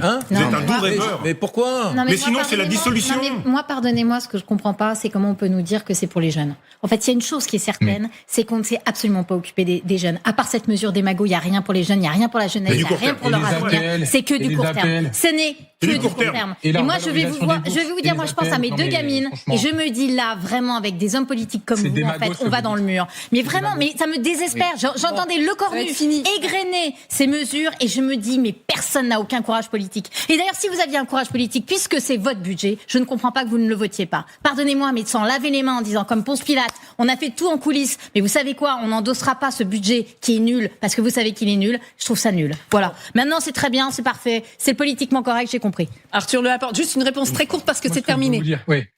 Si on avait été au gouvernement, on aurait proposé un autre budget et évidemment qu'on l'aurait voté. Aujourd'hui, on est dans la situation de gérer un rapport de force pour essayer qu'il soit le moins défavorable possible. Je crois que c'est ce qu'on a réussi à faire. Et donc voilà, finalement, c'est pas une mauvaise chose. Et en effet, il faut mieux un mauvais budget ou un budget insatisfaisant que pas de budget du tout. Merci. C'est ce qu'on aura réussi à obtenir, j'espère. Merci beaucoup Arthur Delaporte d'avoir répondu à nos questions. Édition spéciale à partir de 15h30 sur LCI parce que vous l'avez compris, il y a un conseil des ministres crucial. Dans l'après-midi, il se tiendra à partir de 16h. Est-ce que Sébastien Lecornu va choisir le 49.3 ou les ordonnances, ça sera tranché au cours de l'après-midi. Et on va parler dans un instant des milliardaires parce qu'ils sont apparemment de plus en plus riches et de plus en plus nombreux en France. À tout de suite. Il n'y en a pas assez. Mesdames, Messieurs, comme chaque année, le rapport d'Oxfam tombe et il concerne les milliardaires. Et vous allez nous en dire davantage. Oui, Oxfam, l'ONG, a voulu mettre en place un chiffre choc pour alerter l'opinion publique. Regardez, le salaire moyen des Français, c'est un peu plus de 42 500 €, dont gagné en une année, eh bien, un milliardaire, lui, met 24 minutes pour ramasser cette somme. Pire, en 2025, dit Oxfam, la fortune des ultra-riches a battu des records alors que la pauvreté, elle, atteint aussi un niveau record depuis les années 90. En France, donc si on fait le calcul, 53 milliardaires. Ça, c'est dingue. 3 milliardaires sont plus riches que 32 millions de Français. Ça, c'est un petit jeu. C'est faux. C'est un petit jeu qu'adore faire Oxfam. Chaque année, les ONG ont besoin de marquer l'opinion publique parce qu'elles vivent de subventions, de dons divers, les ONG. Donc, elles ont besoin chaque année de sortir un truc bien béton qui est repris sur toutes les matinales de radio dès 6h du matin. Regardez, c'est scandaleux. En 24 minutes, un milliardaire français gagne ce que gagne un Français en un an. En tout cas, les inégalités sont corroborées par l'INSEE aussi et par la Banque de France, la Banque Postale, pardon. Est-ce que c'est grave ? Non, mais attendez, vous savez que le feu, ça brûle et que l'eau, ça bouille. Et donc, tout grand, ça. Et donc, évidemment, vous comparez un individu, un Français, vous, moi, etc., avec une entreprise dans laquelle il y a confusion entre l'actif professionnel et l'actif personnel. Les milliardaires, ils sont pas riches à titre personnel. On valorise aussi le capital de l'entreprise. L'entreprise, c'est un endroit qui produit de la richesse, qui paye des impôts. Moi, je pourrais vous répondre à ça. Qui paye 4 milliards d'euros d'impôts en France ? Vous le savez ? C'est LVMH. Oui, non, mais d'accord. Non, mais il n'y a pas de... Vous connaissez des milliardaires à titre individuel ? Non. Ah bon ? À titre personnel, moi, j'en connais pas. Ah ouais. C'est-à-dire que je les fréquente pas. C'est ce que vous non, mais LVMH, vous dites qu'ils paient 4 milliards. Ils paient 4 milliards, mais ils font le bonheur, entre guillemets, de 100 000 ou 150 000 salariés et familles. Il y a un autre élément qui est qu'il y a une asymétrie en France. Tellement le niveau des impôts sur les riches est élevé, sur les entreprises est élevé, il y a une asymétrie entre leur empreinte économique et leur empreinte fiscale, toujours supérieure à l'empreinte économique. C'est-à-dire, vous avez une boîte comme LVMH, puisque c'est souvent de ça dont on parle, qui fait 10%, je crois que maintenant c'est 9% de son activité en France et qui paye 40% de ses impôts. Est-ce que le Français de base, comme moi, il est dans la même situation ? La réponse, c'est non. On confond tout dans ce pays. Isabelle. Enfin, il y a quand même, pardonnez-moi, même si vous dites que ces chiffres sont chocs et faux, moi, quand même, l'idée que 53 milliardaires français soient plus riches que 32 millions de Français, ça me pose une vraie question. L'idée que finalement, quand vous êtes riche, vous avez après 4000 fois plus de chances de devenir politique que si vous ne l'êtes pas, ça me pose aussi beaucoup de questions. C'est-à-dire que, est-ce qu'on vit dans un monde maintenant à deux vitesses, avec une élite qui s'émancipe quasiment du reste de la société parce qu'elle est plus riche que tous les États confondus, parce que en plus elle peut rentrer en politique comme elle veut. Et ça, c'est aussi la démagogie de dire en permanence qu'il faut plus payer les politiques. Vous voyez, vous aurez plus que des corrompus ou des milliardaires. Non, aucun milliardaire fait de la politique en France, oui. Enfin, en tout cas, ceux qui peuvent faire de la politique, aux États-Unis, ceux qui peuvent faire de la politique aujourd'hui, il se trouve que j'en ai fait un peu, sont quand même tous, dans l'ensemble, ont tous beaucoup de moyens. D'accord. Donc, si vous voulez, on a quand même un vrai... Parler de qui ? De Benoît Hamon ? Non, mais parler non. de qui ? Ah non, mais enfin, je vais pas donner des noms. Mais qui est-ce qui est riche ? Écoutez, à part Jean-Luc Mélenchon, qui est riche ? Qui paie les filles, à part Jean-Luc Mélenchon ? Eh ben, écoutez, présentez-vous verrez à une élection locale et vous verrez que finalement, si vous n'êtes pas capable d'avoir les reins solides, vous ne pouvez pas vous présenter en France. Donc c'est comme ça. Alors c'est pas comme aux États-Unis, d'accord, mais c'est quand même un vrai sujet. Allez-y. Renaud Pilat. Revenez aux milliardaires. Non, je reviens aux milliardaires. Premièrement, le scandale, c'est pas qu'il y ait des milliardaires en France. D'ailleurs, j'y reviendrai. Il y en a pas assez. Il y a absolument pas assez de milliardaires en France. Le scandale, c'est d'avoir 9 à 10 millions de Français qui sont sous le seuil de pauvreté.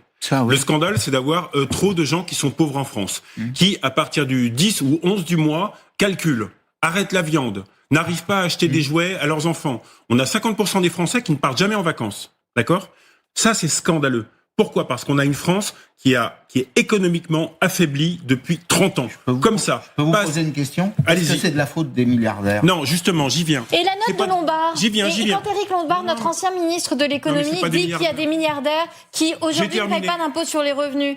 Pardon, mais alors dans ces cas-là, c'est de la faute de qui ? Ils ne payent pas d'impôt sur les revenus. Et ils sont battus avec le ministre actuel de l'économie en disant oui, elle existe pas cette note. Pardon, mais... J'ai terminé. Terminé. Donc, Votre défense des milliardaires. Le grand scandale, c'est qu'il y a trop de gens pauvres en France. Et ça, c'est dû à la faiblesse des salaires et à la faiblesse de notre structure économique. Si on avait plus de PME, plus d'entreprises, ça irait mieux. Pourquoi il n'y a pas assez de milliardaires en France ? Il y en a 52. Déjà, c'est compliqué à savoir, hein, le chiffre entre ceux qui sont domiciliés en Suisse ou ailleurs et ceux qui sont... Bon. Et on est le 5e pays européen en nombre de milliardaires. Le 5e. On est la 2e puissance économique. Il y a un hiatus. Il y a plus de milliardaires en Allemagne, évidemment. Il y a beaucoup plus de milliardaires en Grande-Bretagne. Il y a beaucoup plus de milliardaires dans les Pays-Bas. En Belgique.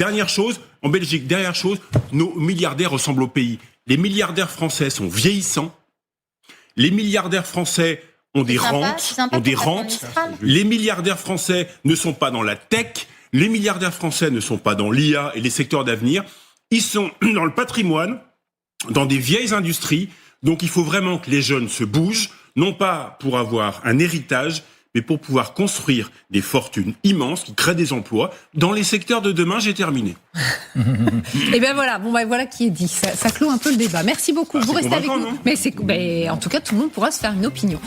Merci beaucoup. Vous restez avec nous. On va partir au Groenland dans une poignée de minutes parce que Thomas Misraki nous attend sur place. On verra comment les Groenlandais réagissent à tout ce qui se passe depuis quelques jours. Ils sont sous le feu des projecteurs et il y a une espèce de guerre commerciale qui est en train de se mettre en place entre les États-Unis et l'Europe. Jusqu'où ça va aller ? Oui, parce que la question qu'on a évoquée déjà, c'est est-ce que ceux qui veulent l'indépendance, l'autonomie de l'Europe, l'indépendance par rapport aux États-Unis d'Amérique, très bien, mais est-ce qu'ils sont prêts à se passer du GPS, de leur visa, des transactions internationales entre les entreprises et les voilà. Netflix. Est-ce qu'on est prêt à ne plus avoir Netflix ? Et Google, est-ce qu'on est prêt à ne plus avoir nos mails ? Est-ce qu'on est plus capable de plus avoir notre cloud ? Capitulard. Mais non, mais pas capitulard. Monsieur Brunet, capitulard. Mais non, pas capitulard, mais ça se prépare l'indépendance. Ça se prépare. À tout de suite.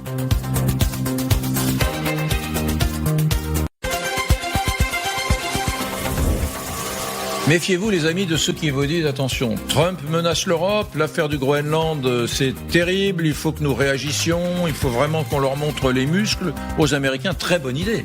Il faut qu'on soit indépendant économiquement vis-à-vis des Américains, très bonne idée. Mais ce sont des choses qui se préparent. Si on ferme la porte tout de suite, il faut s'habituer à l'idée que, voilà, c'est fini les mails, par exemple, où Google et Gmail sont archi dominants. Voilà, il faut s'attendre à ce que les GPS ne fonctionnent plus, il faut s'attendre à ce que les transactions bancaires où Visa, Mastercard tiennent le haut du pavé ne fonctionnent plus avec les entreprises.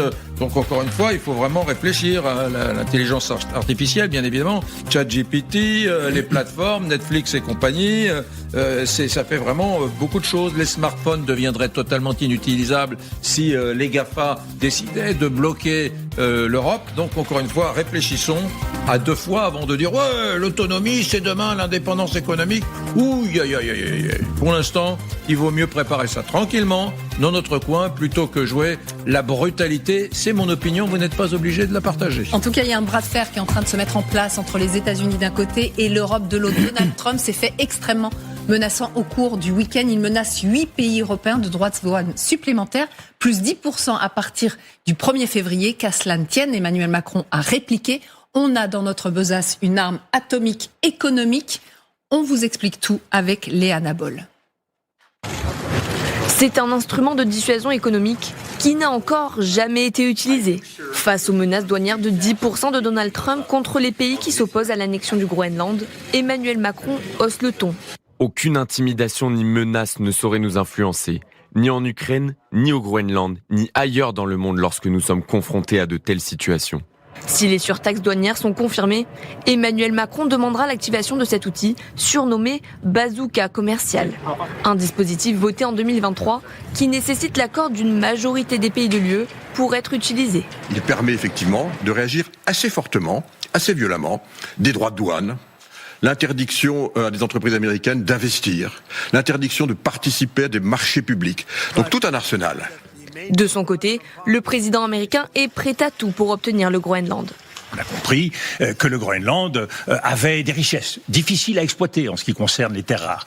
Le Groenland représente aussi un territoire stratégique. Territoire stratégique quand on voit le parcours des missiles balistiques, quand on voit le parcours des sous-marins. Déterminé, Donald Trump appliquera les droits de douane jusqu'à ce qu'un accord soit conclu pour la vente complète et intégrale du Groenland. Mesdames, Messieurs, vous êtes chez vous et vous vous dites, mais qui est sur le plateau de Brunet sans filtre? Il y a Jean-Dominique Giuliani, bonjour. Bonjour. Vous êtes président de la Fondation Robert Schuman, merci d'être avec nous. Isabelle Saporta, Renaud Pilat sont de la partie. Grégory Phillips est également là. Et nous sommes avec vous, Pierre Barbin, parce que vous allez nous parler plus en précision de ce que peut déployer l'Union européenne en cas de conflit commercial un peu rugueux, un peu abrasif avec les États-Unis d'Amérique. Mais nous sommes également avec un de nos journalistes qui voit peut-être le jour se lever à Nuuk, capitale du Groenland. Et oui, ça y est, le jour vient de se lever. Il y a un gros décalage horaire. Et bonjour, Thomas Misraki. Merci d'être avec nous. Vous nous donnerez la température. Bonjour vous Eric. Nous donnerez, bonjour Magali. L'heure à laquelle vous intervenez, à quelle heure il est. Mais surtout, vous nous répondrez à cette question. Est-ce qu'aujourd'hui, la société groenlandaise, les 57 000 Groenlandais, ont envie de tomber dans le giron américain? Est-ce qu'ils sont radicalement opposés à cette idée? Quel est l'état d'esprit des habitants du Groenland? Écoutez, l'état d'esprit, il est très clair. Ils ne veulent pas devenir groenlandais. C'est américain, c'est groenlandais. Pardon, effectivement, depuis une semaine, beaucoup de choses ont changé ici. D'abord, évidemment, une présence militaire renforcée. On a croisé des militaires depuis qu'on est arrivé. Il y en a beaucoup plus. Alors, on ne peut pas vous montrer les bâtiments militaires qui sont ici arrivés au port de Nuuk parce qu'on est de l'autre côté de la ville. Pour tout vous dire, on a dû venir ici en centre-ville pour pouvoir, s'équiper de cartes SIM pour pouvoir faire ce direct notamment. Mais il y a dans le port de pêche de Nuuk, on a pu constater ça hier soir avec Marine Truchot, des bâtiments militaires, un patrouilleur, une frégate, un total d'une centaine de marins qui sont présents ici à Nuuk. Alors avec un double message, d'abord pour rassurer les Groenlandais, les 57 000 Groenlandais et accessoirement évidemment aussi des habitants de la capitale du Groenland, Nuuk, que vous êtes en train de découvrir grâce aux images de Marine Truchot, mais aussi pour adresser un message très clair à Donald Trump, les Danois, puisqu'il s'agit de bâtiments danois, mais aussi les Européens prennent les menaces du président américain très au sérieux. Et si le bras de fer est entamé, les Européens, les Danois et les Groenlandais ont bien l'intention de se battre pour faire face aux États-Unis. Alors pour l'instant, il ne s'agit que d'une bataille de mots, une sorte de face à face. Évidemment, ici on attend beaucoup du soutien du Danemark, beaucoup du soutien européen, crucial, me disait David. Vous savez, c'est le gérant de la boutique qui vend ses t-shirts et ses sweatshirts. Le Groenland n'est pas à vendre. Il me disait c'est crucial. La semaine a été folle. On a vu des centaines de journalistes étrangers ici. Et puis il y a eu cette manifestation samedi. 4000 personnes ont défilé ici même dans les rues de Nuuk pour dire non aux États-Unis, non aux Américains. Un monsieur me précisait ce matin, ce n'est pas contre les Américains que nous en avons, c'est contre l'administration Trump. On ne veut pas redevenir une colonie. On compte maintenant, et c'est un paradoxe évidemment, puisque le Groenland a été sous contrôle danois depuis 300 ans, mais on compte sur le Danemark et sur l'Europe pour nous défendre face à cette administration américaine sans foi ni loi. Voilà ce que me disait ce monsieur. On n'a rien contre le peuple américain, mais nous ne céderons pas notre territoire. Voilà pour l'atmosphère. Cette manifestation, elle est quand même assez... Je vais demander à Marine de traverser, de faire attention, parce qu'ici, les routes, je vais vous montrer ça, sont toutes recouvertes de neige, et sous la neige, il y a de la glace. Donc inutile de vous dire que le moindre faux pas et vous retrouvez les fesses par terre. Ce qui compte ici, donc je vous parlais de cette manifestation, 4000 personnes dans les rues Nuuk, c'est 20% de la population de la capitale, donc ce n'est pas rien. Et on espère ici que ce bras de fer va retourner à l'avantage des Européens et des Danois, parce qu'encore une fois, personne ne veut devenir américain. La plus haute autorité religieuse du pays, c'est un prêtre évangélique luthérien, a même pris la plume. Il a écrit une lettre qui a été diffusée sur les réseaux sociaux à l'intention du peuple américain pour lui expliquer que les Groenlandais voulaient vivre libres, des Groenlandais qui, vous le voyez, ne sont pas très nombreux dans les rues ce matin ici à Nuuk, alors que le jour est en train de se lever. 3 heures de décalage horaire, on a 3 heures de moins que vous. D'accord. Thomas Misraki, restez avec nous parce qu'on a plein de questions. Vous n'avez pas répondu à la question centrale et déterminante. La seule qui nous motive tous. Quelle est la température? Quelle est la température à Nuuk, capitale du Groenland? Alors la très bonne nouvelle pour nous avec Marine Truchot, c'est qu'il fait chaud, il fait moins 7 degrés avec un ressenti de moins 10, moins 11. Ce qui nous terrifie avec Marine, c'est ce qui arrive demain et après-demain avec des températures réelles d'environ moins 15 degrés avec un ressenti beaucoup plus bas parce que la neige va s'arrêter, le vent va se lever et donc on pourrait avoir du moins 20, moins 25 en ressenti. Pour tout vous dire, Eric, et je vous montrerai ça demain si vous me prenez en direct, on a pris des affaires de ski pour venir ici avec des pantalons de neige parce qu'on a peur vraiment de, pardonnez-moi l'expression, mais de se les geler. Très bien. Moins 20, moins 25 degrés. Jean-Dominique, merci, vous restez avec nous quand même. Hein. Vous allez vous les geler encore quelques minutes, vous restez avec nous. Jean-Dominique Giuliani, président de la Fondation Robert Schuman, merci d'être avec nous. Bon, contre toute attente, cette opération européenne dont je me suis quelque peu moqué la semaine dernière. J'ai remarqué. Ces 15 militaires français, ces 3 militaires suédois non armés avaient bien présidé. Finalement, ça a porté ses fruits. D'ailleurs, ça a conduit Donald Trump à déporter ses menaces. Il avait des menaces de nature militaire au début de la semaine dernière, et maintenant il a des menaces qui se situent sur le territoire, économique. C'est quand même très intéressant. Il menace plus, il dit pas attention, vous allez voir mes GI, mes Navy Seals, on va tout maintenant. Il dit je vais prendre des mesures douanières contre l'Europe et les pays qui sont dans cette affaire du Groenland. Intéressant quand même. Donc ça a marché. Comme quoi l'Europe est plus puissante que ce que j'entends sur beaucoup de plateaux, n'est-ce pas? C'était un petit caillou dans la chaussure de Trump qui a fonctionné, vous avez raison, et qui l'a obligé à la surenchère, en quelque sorte. Et là, je crois que les Européens ont autant d'armes que les Américains sur le plan économique, tant l'interdépendance entre les deux économies européennes et américaines est importante, en fait. Vous avez des exemples de comment on pourrait les plomber, les Américains? Tiens, s'il y avait cette guerre douanière avec des mesures américaines et des mesures européennes, les uns contre les autres. C'est compliqué. Nous sommes plus exportateurs de biens que les Américains vers l'Europe, mais ils sont plus exportateurs de services vers l'Europe. Et vous évoquiez le numérique, etc. Au passage, je fais un petit amendement. Galileo, c'est l'indépendance du GPS. On fonctionne... Vous l'avez sur votre téléphone. Oui. Ainsi qu'1,5 milliard d'Européens qui ne le savent pas. Galileo, oui, d'accord. Voilà. Et c'est plus GPS, précis que le GPS américain. Donc, mais ça, c'est pour vous montrer quand même que les choses avancent. Et en fait, l'Europe, comme elle est, c'est pas un État. C'est 27 États qui essaient de se mettre d'accord. Ou quelques-uns. C'est plus compliqué. Et ce n'est pas le discours outrancier de Trump, de puissance. C'est au contraire quelque chose de beaucoup plus fin. On l'a vu sur l'Ukraine. Sur l'Ukraine, les Européens ont eu raison de la folie de Trump qui voulait se mettre d'accord avec les Russes dans le dos des Européens et des Ukrainiens. Et le plan qui est sur la table, c'est un plan acceptable par l'Ukraine aujourd'hui. Il nous manque juste un bon... Alors, j'entends ce que vous dites, hein. Ça m'émeut presque. Il nous manque juste un bon DIRCOM. Un bon directeur de la communication pour dire ce que vous êtes en train de dire. Oui, parce qu'effectivement, en vous écoutant, je me dis, Giuliani a raison, mais ça saute pas aux yeux. Merci de le dire, merci. Je suis tout à fait d'accord. Voilà le porte-parole. Voilà le porte-parole. Mais vous avez raison. Je peux le dire parce que je suis indépendant, mais les gouvernements n'ont pas intérêt non plus à le dire, parce que chacun dit je suis plus fort que le voisin, etc. C'est ça. On va voir si... En réalité, là, on a le pouvoir d'instaurer des droits de douane en réplique, ce qu'on voulait, en fait, au mois de juillet, quand Madame von der Leyen a signé un accord avec Trump, qui était un peu déséquilibré, parce qu'il y avait des intérêts, notamment allemands, etc., qu'il fallait prendre en compte. Là, je crois que Trump a dépassé les bornes.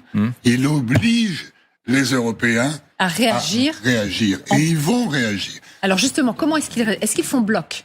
Oui. Ici, parce que les pays, les uns après les autres, réagissent. On va voir ce que dit l'Union européenne. Non, je suis pas d'accord. Ils font pas bloc. Oui, je suis d'accord. Non, ils font pas. Est-ce qu'ils font bloc, Oui. Pierre Barba? Quelles ont été les réactions depuis le début du week-end? D'abord, c'est vrai, c'est important de le dire, presque tous les pays européens ont réagi quasi immédiatement et simultanément. C'est vrai que la première réaction la plus étonnante vient de Giorgia Meloni. On sait ses très bonnes relations avec le président américain. Elle est presque l'oreille attentive de Donald Trump, mais elle a reconnu qu'il faisait une erreur ce week-end et lui a dit directement au téléphone, écoutez-la, c'était lors d'un voyage au Japon. Je tenais à vous dire que la perspective d'une augmentation des droits de douane pour les pays ayant choisi de contribuer à la sécurité du Groenland est, à mon sens, une erreur et je la désapprouve. J'estime que dans ce contexte, la volonté de certains pays européens d'envoyer des troupes afin de renforcer la sécurité aurait dû être perçue non comme une initiative dirigée contre les États-Unis, mais plutôt contre d'autres acteurs. Réaction cette fois d'Emmanuel Macron, le chef de l'État, lui directement sur ses réseaux sociaux. Aucune intimidation ni menace ne saurait nous influencer, tout en faisant un parallèle entre ce qu'il se passe actuellement en Ukraine et au Groenland. Très, très malin, c'est une façon de dire, attention, Trump ou Poutine, il y a un signe égal entre les deux, venez pas chercher l'Europe. Divisé pour mieux régner, oui, c'est vrai que ça reste marquant dans ce tweet. Il y a un autre message qui est important, bien évidemment, dans cette situation du Groenland, c'est ce message de la première ministre du Danemark. L'Europe ne cède pas au chantage. Voilà pour les réactions du week-end. Mais depuis ce matin, il y a un autre son de cloche. D'abord de la Commission européenne, par la voix de son porte-parole, ce matin, qui dit prôner surtout le dialogue plutôt que l'escalade.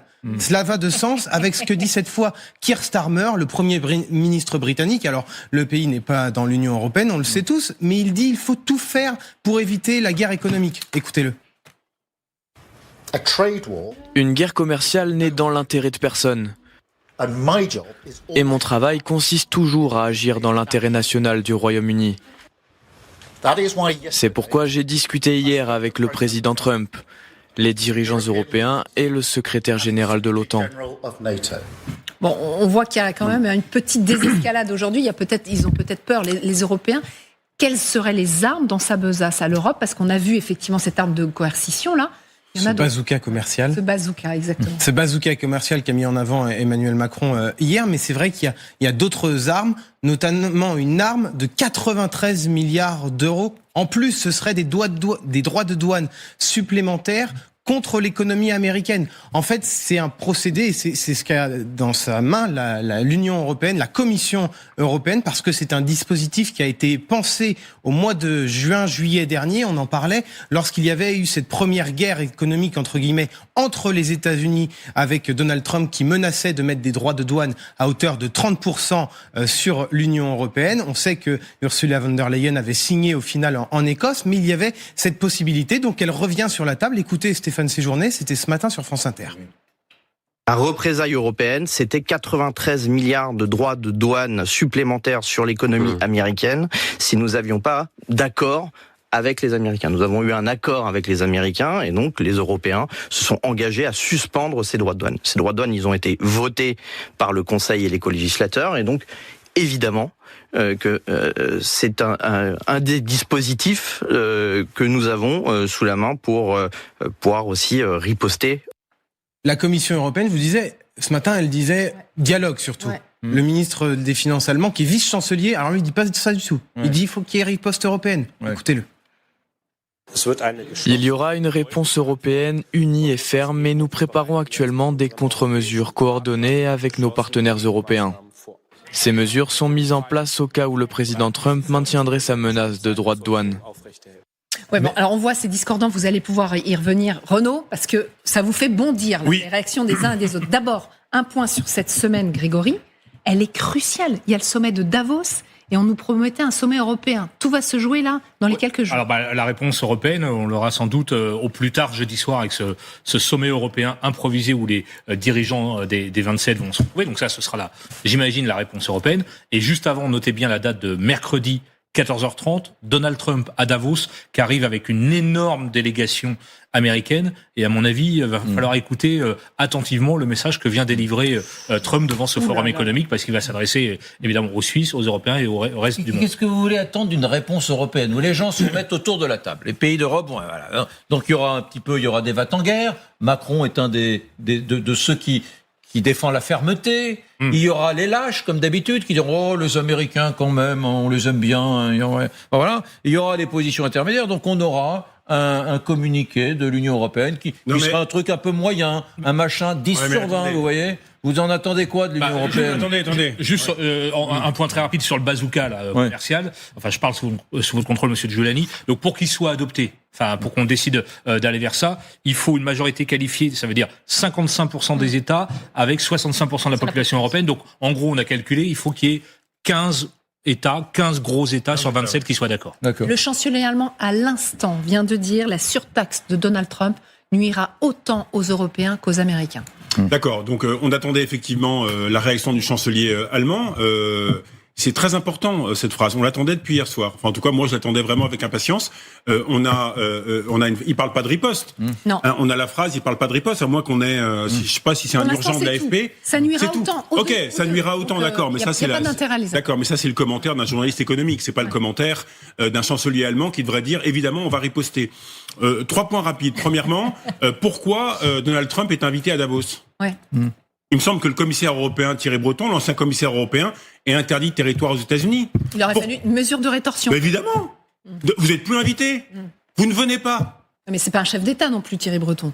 Non, mais c'est pas un chef d'État. Non, mais d'accord. Mais il a été interdit des États-Unis parce qu'il s'est mêlé des GAFAM. Non, mais c'était pas un chef d'État. Mais au nom de il a pas dit.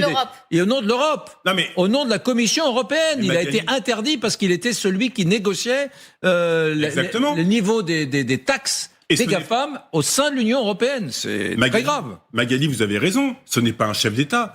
Mais si Trump a décidé qu'il soit persona non grata sur le territoire américain, il passe pas aux douanes, c'est qu'il est quand même très important.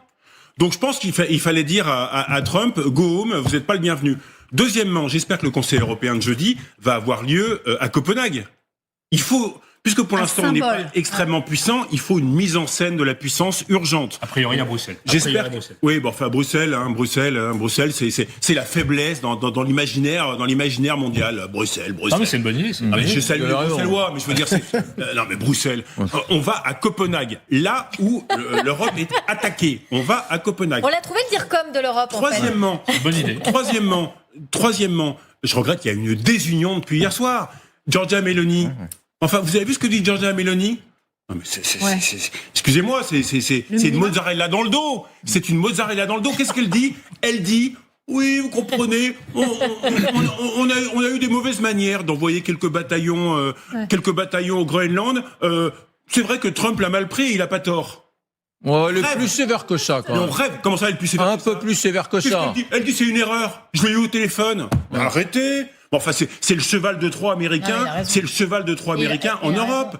Évidemment, elle a des bases américaines et elle a beaucoup d'intérêt à exporter notamment. Non, mais Pierre, la mozzarella reprenez-le. Et puis du jambon. Non, Pierre, elle dit pas tout à fait ça. Elle est quand même un peu plus sévère. Elle est un peu plus sévère, mais elle reste mesurée malgré tout. Après, elle dit exactement ça. C'est assez étonnant, assez original de l'entendre prendre le contre-pied du président américain. On sait qu'ils sont très proches, je le disais, c'est son oreille attentive. Elle peut pas dire autre chose. Mais tout en disant qu'on l'a bien cherché quelque part. C'est ça qui est insupportable. Il a raison, Renaud. Oui, un petit conseil pour décrypter ce qui se fait en Europe, n'est-ce pas? On n'est jamais d'accord, a priori, mais on arrive à des conclusions. Et Madame Meloni, elle votera l'augmentation des droits de douane en représailles. Je prends le pari devant vous. C'est-à-dire qu'avec les 250 milliards dont on arrose l'Italie, si elle ne les vote pas, ça nous ferait un petit peu mal aux fesses. Exactement. Voilà. Parce qu'il y a plus d'intérêt à être unis dans cette affaire que l'inverse. C'est comme ça. On respecte les identités nationales. On peut considérer que c'est une faiblesse. On l'a abandonné parce qu'au 20e siècle, on s'est tellement divisé qu'on a choisi de temps en temps de s'unir. Et là, on va s'unir. Et, je corrige un peu, ce n'est pas la Commission européenne qui va décider, ce sont les États membres. Ce sont les États. Et donc, apparemment, il y a une majorité pour décider une représaille On va voir laquelle. Coercition ? Bien sûr. Vous l'avez où, votre majorité, Jean-Dominique, vous l'avez où ? Aujourd'hui, on l'a. 60, on l'a 60. On a, bien sûr, on n'a plus. La population européenne, on l'a. Bien sûr. Sans l'Italie. Mais bien, avec l'Italie, vous verrez qu'elle verrez qu'elle sera d'accord parce qu'elle a une économie à protéger aussi. Oui, mais on Et donc, dernier point. Alors attendez, non mais ça c'est quand même intéressant parce que Jean-Dominique Giuliani, c'est le président de la Fondation Robert Schuman, il est un peu plus expert que nous sur les questions européennes. Et non mais il faut l'entendre. Mais quand il nous dit l'Europe depuis des décennies. Voilà. Et quand il nous dit, pour des raisons qui sont liées aux intérêts particuliers et à l'intérêt collectif européen, on aura cette majorité dès lors qu'il faudra prendre des mesures contre les États-Unis d'Amérique. Monsieur Giuliani, vous faites comme si la Commission allait jouer dans le même sens que la France. Est-ce qu'on est certain de ça ? Parce que, si vous voulez, moi j'ai très bien vu l'Italie changer son fusil d'épaule sur le Mercosur, parce qu'elle a très bien compris que, vu comme elle était arrosée de ces 150 milliards, elle avait quand même tout à fait intérêt dans le sens de la Commission. Moi, je ne partage pas votre enthousiasme sur le fait que Ursula von der Leyen, touchée par la grâce, deviendra incroyablement courageuse, qu'elle n'a pas été quand il s'est agi mais la Commission, c'est les États. de signer. Non, mais ce que je veux dire... D'accord. Enfin, quand le lendemain de la destitution de Barnier, elle va signer dans notre dos le préaccord du Mercosur, c'est peut-être pas. Pardon, mais c'est exactement comme ça. Il y avait Barnier sur ce plateau, il disait exactement ça. On peut continuer le débat ? Il y a juste Thomas, on lui a dit qu'on venait vers lui, Thomas et Marine. Thomas il est tranquille. Là, je viens de le voir, canicule. Se réchauffer les mains. C'est rien, moins 7 degrés. C'est la canicule, moins 7 degrés. Ça lui va très très bien, cette petite capuche. Vraiment. C'est levé, et là, on voit bien que Thomas, là, c'est pas la même histoire. C'est très joli. Très très froid. Allez, on va vous libérer dans une poignée de secondes. Je sais pas si le Groenland est en train d'assister avec attention à la guerre commerciale qui est en train de se préparer entre l'Union européenne et les États-Unis. Ça les intéresse, ça, ou pas ? Ah oui, évidemment, hein, tout ce qui est déclaré, que ce soit du côté européen, du côté danois ou du côté américain, tout ça, eh bien les Groenlandais le suivent avec énormément d'attention. Je voudrais vous montrer deux petites choses qu'on n'avait pas vues la dernière fois avec Marine. Marine, tourne le téléphone vers nous. Je voudrais montrer les icebergs d'abord, qui sont juste là et qui sont en train d'arriver doucement s'échouer sur cette plage du Vieux Nook où nous nous trouvons. Alors vous avez une vue formidable sur l'ensemble de la ville. Marine va vous montrer, il y a une statue qui est celle de Hans Egede, qui est un missionnaire danois surnommé l'apôtre du Groenland que vous voyez. De l'autre côté, alors ça va vous plaire, c'est l'équivalent un peu groenlandais de Notre-Dame de Paris, cette cathédrale que vous voyez, ce bâtiment rouge, construite par les Danois en 1848, je crois. Il a fallu un an pour la construire, et puis elle est devenue, au moment du retrait du Danemark dans les affaires religieuses du pays, le véritable emblème religieux de Nuuk, une cathédrale donc qui est évangélique luthérienne et qui est le centre religieux de ce pays. La raison pour laquelle je vous parle de ça, c'est que tout à l'heure je vous disais que le principal responsable religieux du pays avait lui-même réagi et adressé une lettre aux Américains pour leur dire, eh bien écoutez, nous n'avons rien contre vous, mais nous voulons rester indépendants. Tout ça pour vous dire que tout ce qui est dit et fait par les États-Unis, par l'Europe ou par le Danemark, eh bien ici on le suit avec une attention folle, parce que on sent bien que les choses avancent, qu'elles avancent vite, et pour tout vous dire, qu'elles n'avancent pas dans le bon sens. Oui, pardon, mais merci pour ces images incroyables. Vous restez avec nous, hein. C'est pas maintenant que vous allez vous mettre au chaud. J'ai d'autres questions pour vous. Mais ces images incroyables du Groenland, non mais franchement, j'avais pas vu. Avec, on a vu, il y avait des petits immeubles qui étaient face à la mer. Ces icebergs qui étaient en train de converger vers la côte, c'est assez dingue. Thomas Misraki, vous avez interviewé lors de votre précédent voyage, il y a une dizaine de jours, vous avez interviewé le représentant MAGA, pro-Trump, des Inuits, en tout cas du Groenland. Bon, vous nous avez expliqué d'ailleurs que à l'origine, les Inuits venaient vraiment de l'Arctique, et qu'ils s'étaient répandus en partant de l'extrême nord, pour certains vers le Canada, pour d'autres vers l'Alaska, et pour d'autres vers le Groenland. En gros, vous nous disiez, ces Inuits d'Amérique du Nord sont les frères ou les cousins de ces Inuits du Groenland, qui sont plutôt européens du coup. Et que c'était cette idée que les Groenlandais n'étaient pas spécifiquement européens, c'était une idée qui faisait son chemin. Est-ce qu'on peut dire aujourd'hui qu'il y a des Groenlandais qui ne se sentent pas du tout européens, qui trouvent que c'est bien gentil de voir les Danois, les Européens, les Français se battre pour eux, mais qu'au fond, Groenlandais Inuit, 80% de la population du Groenland quand même, Groenlandais Inuit, je pourrais être américain comme européen. Est-ce que cette idée fait son chemin. Thomas.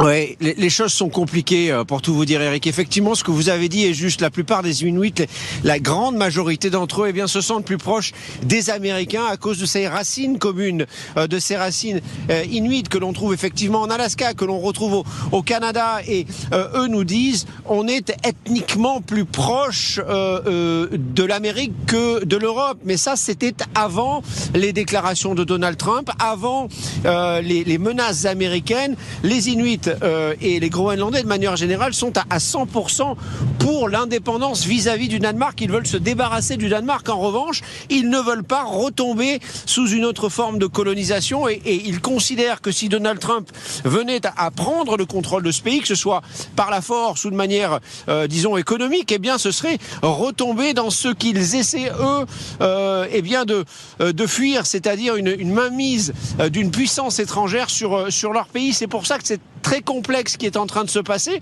C'est aussi pour cela eh bien, que l'alliance avec les Danois, alliance de circonstances, si j'ose dire, attention Marine de ne pas glisser, alliance de circonstances, eh bien, s'est renforcée assez paradoxalement ces derniers jours, parce que les Groenlandais savent très bien qu'ils ont besoin des Danois pour résister à Donald Trump et à ses velléités de conquête du territoire. Ils ont besoin des Européens, mais une fois que cette affaire sera terminée, si elle se termine bien pour les Groenlandais, ceux dont franchement toutes les personnes à qui nous avons parlé ce matin doutent de plus en plus, eh bien si tout cela se termine, ils reprendront leur marche vers l'indépendance, non pas vis-à-vis des États-Unis, les Groenlandais, mais vis-à-vis du Danemark. Leur objectif, eh bien, c'est d'être libre, d'être indépendant et de pouvoir se débrouiller tout seul. Voilà ce qu'ils cherchent. Ils cherchent à être en contrôle de leur propre destinée.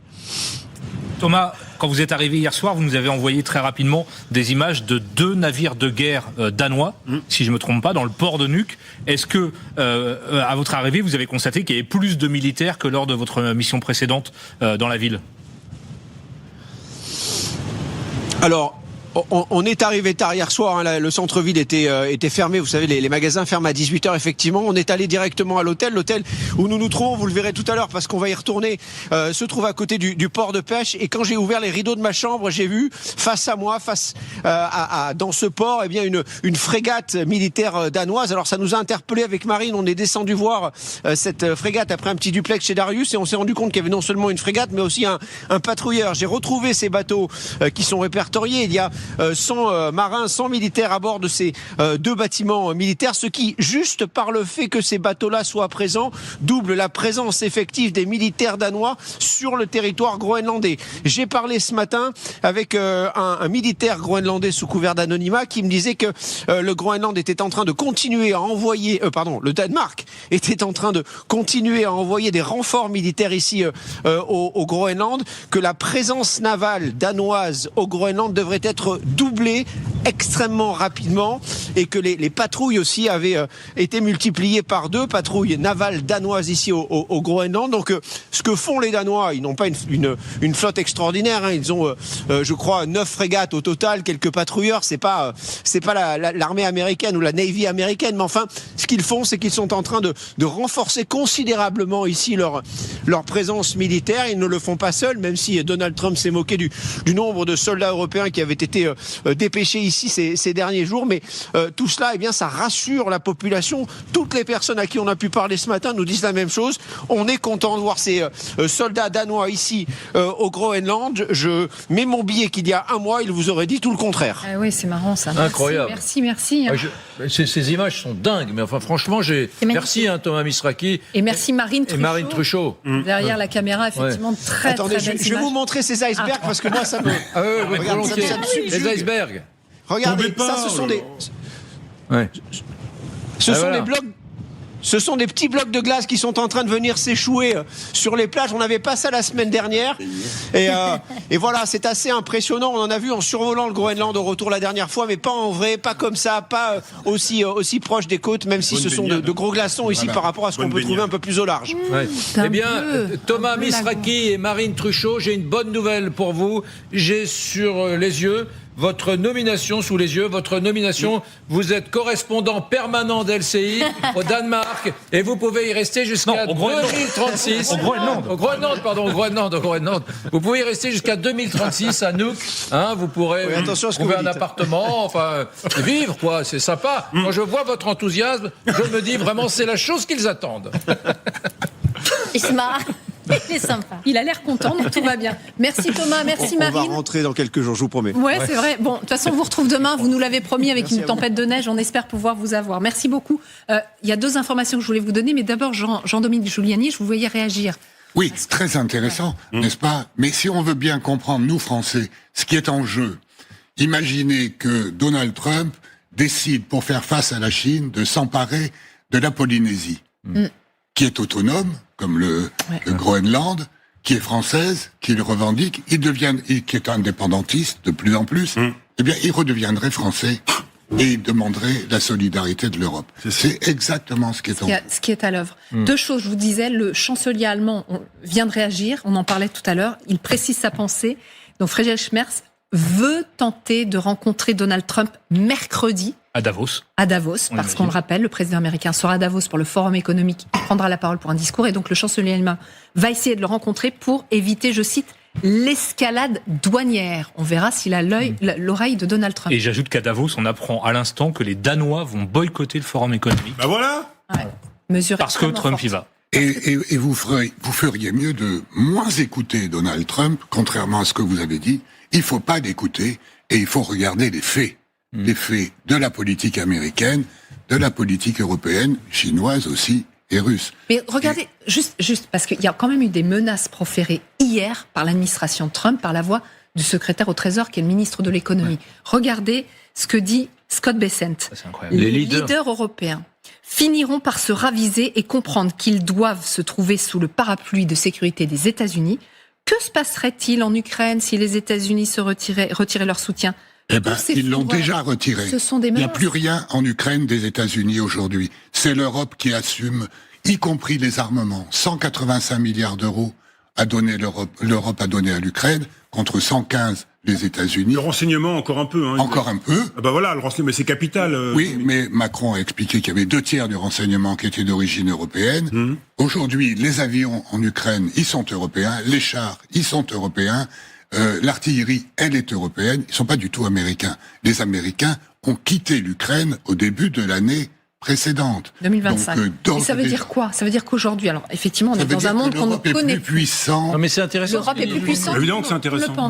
C'est très intéressant parce que on traite de ce sujet tous les jours, nous, de l'Ukraine. Je ne mesurais pas que le tuilage, que c'était à ce point, c'est-à-dire que les Européens avaient à ce point remplacé l'effort de guerre américain. L'Europe, c'est un vieux diesel.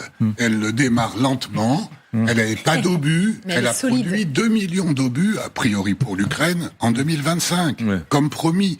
Donc, si vous voulez, c'est long. Vous avez entièrement raison, mais ça a mis 3 ans. Mais oui. Ça a mis 3 ans. Et vous savez, vous connaissez ça par cœur, Jean-Mélie, s'il y a la mise en place d'un instrument anti-coercition, il faut qu'un État le demande, un pays le demande, mettons que la France le demande, il faut effectivement 15 États membres qui représentent 65% de la population, donc il faut l'Italie. Après, la Commission de Bruxelles enquête pendant des mois. Non, moins de 4 mois, c'est dans le règlement. Oui, moins de 4 mois, ça sera pas 15 jours. On peut faire confiance aux hauts fonctionnaires de Bruxelles. Donc février, nous sommes plus dans le temps de la guerre commerciale, nous sommes dans le temps des années 80.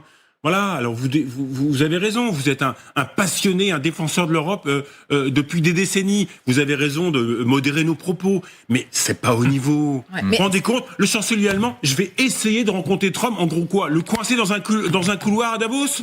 Je vais essayer de le coincer dans un couloir, mais on a l'air de quoi? L'Allemagne? Est-ce que l'administration c'est pas Monaco est pas en train de se débarrasser de l'Europe? Oui, bien trop sûr. Lourd, trop coûteux pour Elle lui. Elle considère que l'Europe est un ennemi. Oui. Mais bien sûr, l'Europe n'est pas un empire et ils veulent être un empire. L'Europe n'est pas un État et ils sont de plus en plus nationalistes. Ça gêne Poutine, C'est surtout qu'ils s'attaquent aux faibles. Pardonnez-moi de vous dire, c'est comme le pacte de Varsovie. Ils s'attaquent à nous parce que pour le moment, on n'a jamais été capable de s'élever contre eux. Je trouve que le tweet de Thierry Breton d'hier ou d'avant-hier qui mettait effectivement cette signature de Ursula von der Leyen sur les taxes douanières avec Donald Trump en disant vous allez perdre la guerre et vous aurez l'humiliation, enfin la phrase de Churchill. Bon, il a raison. C'est-à-dire que là, qu'est-ce qu'on attend pour en fait, il n'est fort qu'avec les faibles en fait. Il n'est pas fort avec la Chine, il s'est dégonflé. Il n'est fort qu'avec les faibles. Vous savez pourquoi la France a cédé ? Isabelle, parce que le Qatar, l'Arabie Saoudite lui dit Isabelle, vous savez pourquoi on n'a pas été jusqu'au bout les droits de douane ? Parce que des groupes industriels français ont refusé. C'est pas grave, mais bon. Mais tout n'est pas parfait, je suis parfaitement d'accord avec vous, mais si on a signé ça, c'est pour, par exemple, l'accord du mois de juillet qu'on a critiqué, que Thierry Breton critique à juste titre. Il met de côté toute l'industrie aéronautique française, non seulement Airbus, mais aussi Dassault, etc. Et donc ils sont en dehors et ils n'ont pas de droit de douane. Pourquoi ? Parce que les chaînes d'approvisionnement sont tellement liées que Boeing a plus intérêt à ne pas avoir de droit de douane à l'entrée des produits que l'inverse. Boeing a des usines en Europe. Donc il faut pas sous-estimer cela. Et l'Europe, c'est le temps long, c'est peut-être l'image de la faiblesse, mais c'est certainement une puissance qu'il s'ignore et qui prend conscience. Est-ce que, Jean-Dominique Giuliani, président de la Fondation Robert Schuman, est-ce que l'Europe apprend de ce qui se passe aujourd'hui ? Est-ce qu'elle peut changer certains process? Est-ce qu'elle a vu ses faiblesses? Est-ce qu'elle apprend de ses erreurs, de ses lenteurs, de ses dysfonctionnements, de son incapacité à agir dans certains secteurs? On parle depuis 20 ans de l'Europe de la défense, de l'Europe fiscale, de l'Europe sociale, de l'Europe, voilà. Et on les voit toujours pas. Ça reste une union économique. Bon, ça c'est bien. Écoutez, on a eu l'euro, c'est chouette, c'est sympa, etc. Mais est-ce que l'Europe va se renforcer? Est-ce qu'on va devenir un jour les États-Unis d'Europe, avec un exécutif fort, avec un vrai numéro de téléphone quand on appellera l'Europe? Écoutez, posez la question aux députés français, vous verrez ce qu'ils vous répondront. N'est-ce pas? Ils sont contre, depuis toujours. Donc, mais encore une fois, il ne se passe rien à Bruxelles que les États acceptent, décident ou tolèrent. Donc, si on tolère des choses, on s'en prend à nous-mêmes et on réagit. L'Europe s'est énormément transformée depuis 5 ans, peut-être trop lentement. Peut-être que ça ne se voit pas. Il y a un fonds européen de défense. On vient de faire 150 milliards de prêts pour aider les États à se réarmer. Ça bouge.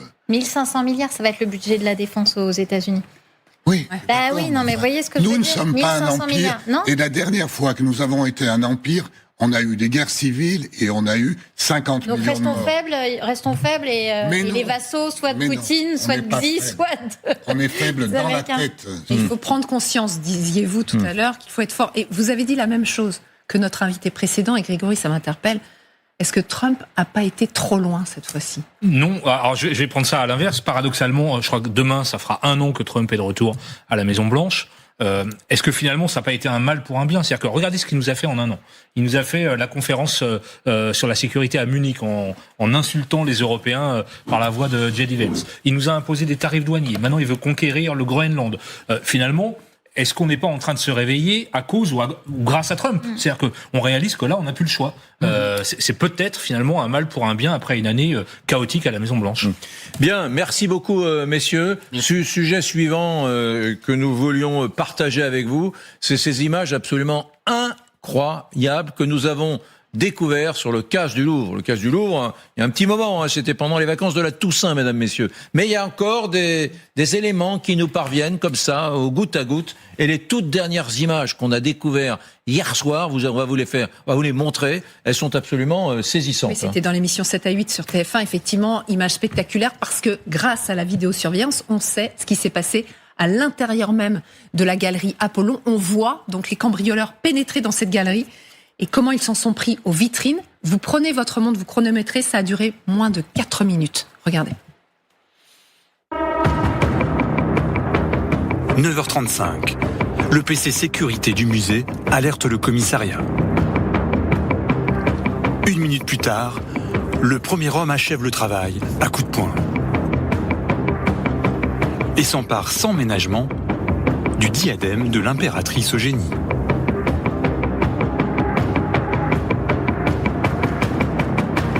Puis il part prêter main forte à son complice, plus à la peine.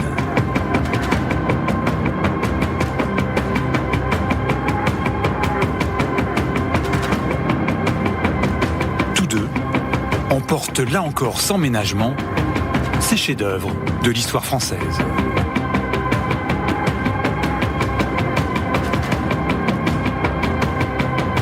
L'opération a pris moins de 4 minutes. Moins de 4 minutes. Ouais. Assez saisissant, on le disait, ça fait 3 mois, le casse du Louvre, et là on voit, ce qui interpelle aussi, c'est la façon dont ils se dirigent vers certaines vitrines.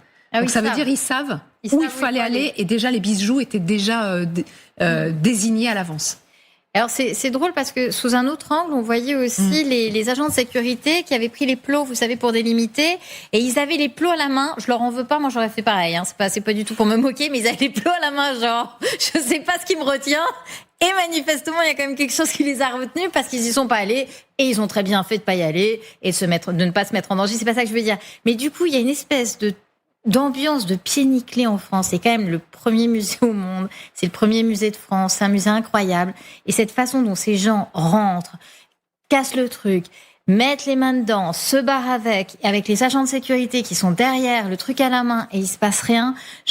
C'est-à-dire qu'on s'attend à avoir un truc à la, je sais pas, Mission Impossible, avec des hommes qui vont surgir de partout pour empêcher les vols et tout. Et ben, c'est pas ça. Hein. C'est plutôt les pieds nickelés. Bon, bah, c'est la France. Ouais, c'est un beau pays en même temps. Hein. On est heureux d'y vivre. Ouais. Vous ôtez les mots de la bouche d'Éric Brunet. Renaud. Non, mais moi j'ai... Qu'est-ce qu'elles vous apportent en plus, ces images, par rapport à tout ce qu'on savait du casse? Moi, j'ai pas grand-chose à rajouter avec ce que dit Isabelle. Ces images, elles sont exceptionnelles de par leur netteté. Regardez la facilité avec laquelle les vitrines sont cassées. Alors, le deuxième, apparemment, il est aussi peu manuel que moi. Mais le premier, 3 points comme ça dans la boule de neige, et il prend le diadème. 3 points dans la vitrine, mais il ne se fait même pas mal aux phalanges, apparemment. Il est fasciné par les voleurs, Monsieur Pilat. Non, mais si on a des nouvelles, si ils peuvent nous donner des nouvelles, effectivement, de leurs phalanges, mais apparemment, voilà, on tape du poing en France, on tape du poing non pas sur la table, mais sur les vitrines, et on part avec le diadème.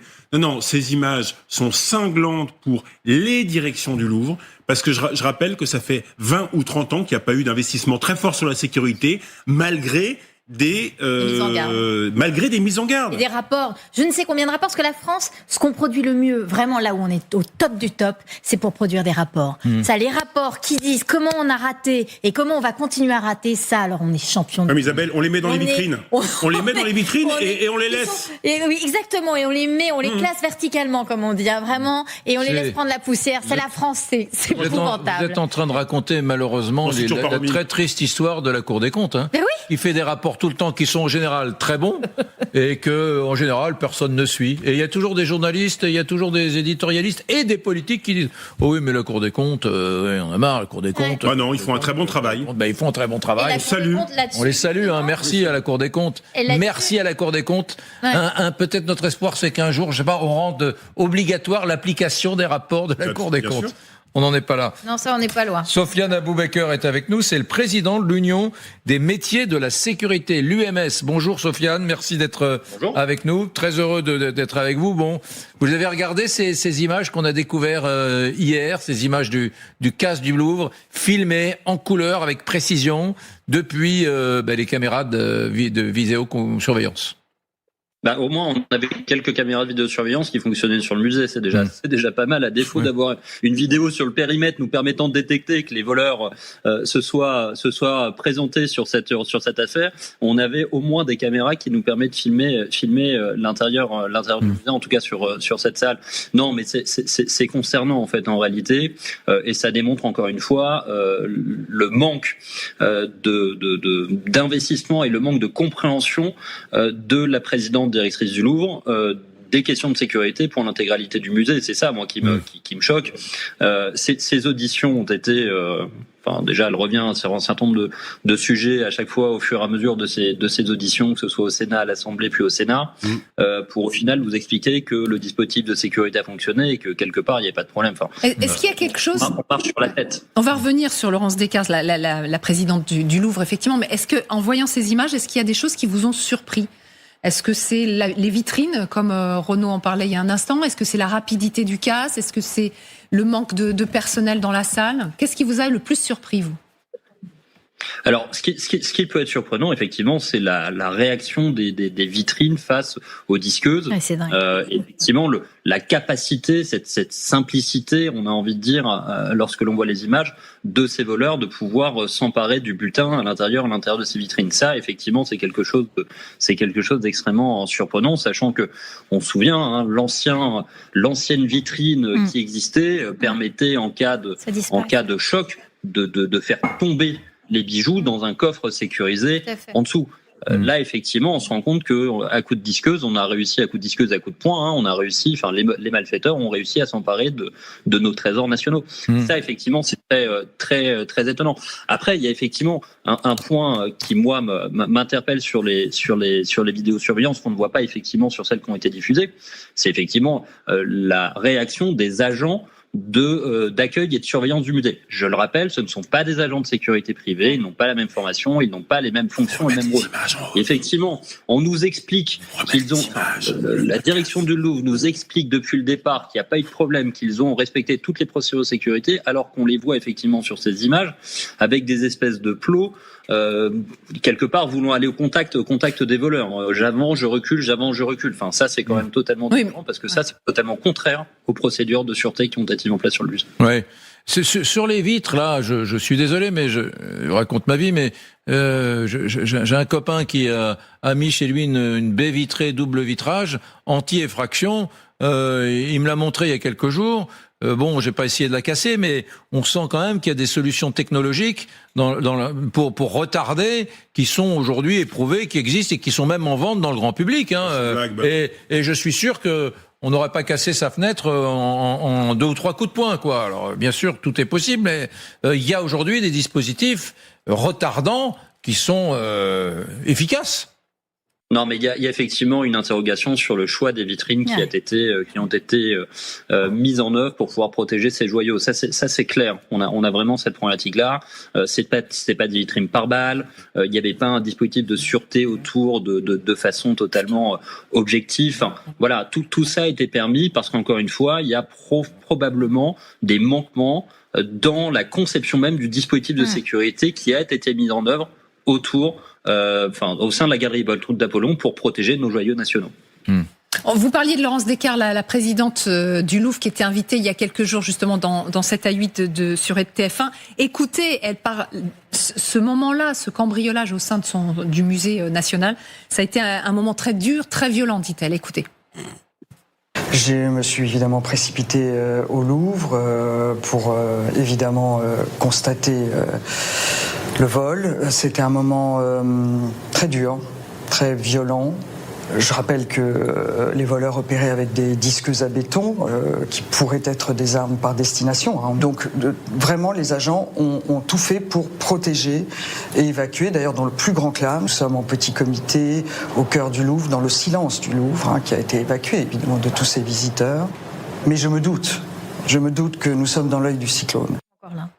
Mais enfin, c'est facile de dire je suis victime du populisme, les gens ne m'aiment pas. Enfin, franchement, il y avait des millions qui devaient être déployés. C'est quand même un budget de plus de 300 millions d'euros par an. Il y avait des millions qui auraient dû être déployés dans la sécurité. Au lieu de ça, on s'occupait de l'acquisition d'un nouveau tableau. C'est bien, alors que les tableaux, on en a tellement qu'on peut pas les montrer. Il faut quand même savoir qu'il y a des tableaux magnifiques qui sont stockés, qu'on ne voit pas, qu'on ne verra sans doute jamais. C'est pas la seule à prôner c'est ce pas la genre seule. de politique en France. Bah oui, c'est le problème. C'est la conservation plutôt que la sécurité dans les monuments français. Mais non, mais même pas la conservation. D'ailleurs, c'est le rapport de la Cour des comptes, même pas la conservation. Il y a eu vraiment des trucs d'apparat, en fait. Mais c'est la France, ça. En fait, quand vous lisez le rapport de la Cour des comptes et tous les derniers rapports rapport, c'est l'apparat plutôt que la sécurité. Mais c'est ahurissant, en fait. C'est-à-dire le court terme, j'ai l'air d'être la patronne du Louvre et c'est chic, c'est tout. Moi, je n'arrive pas à comprendre. Vous savez, il y a n'importe quel ouvrier qui ferait n'importe quelle faute sur une chaîne aujourd'hui en France, pour n'importe quelle faute, il se ferait virer dans l'instant. Vous avez la patronne du Louvre, qui est là en train de pleurnicher à notre antenne. Donc on se réjouit parce que nous avons les images, merci, TF1, mais qui est en train de pleurnicher à notre antenne et qui est toujours en place, en fait. Je ne comprends pas. Je veux dire, comment vous voulez que qui que ce soit comprenne que le patron du Louvre, quand il y a eu le cas qu'il y a eu là, et qu'on n'a toujours pas retrouvé les bijoux et que tous les rapports prouvent qu'elle n'a pas investi suffisamment dans la sécurité, comment se fait-il qu'elle soit encore en place ? Je ne comprends pas. Bon, la question est posée. Merci beaucoup. Sofiane Aboubaker, merci également d'avoir répondu à nos questions sur ces images, donc encore une fois assez spectaculaires du casse du Louvre il y a 3 mois. Vous restez avec nous parce que dans un instant vous retrouvez Marie-Aline Mélihy avec une émission spéciale en préparation puisqu'à 16h il y a un Conseil des ministres. Est-ce que Sébastien Lecornu va adopter le 49.3 ou alors les ordonnances pour faire passer son budget ? La décision sera prise dans les heures qui viennent. Vous restez donc sur LCI, excellent après-midi.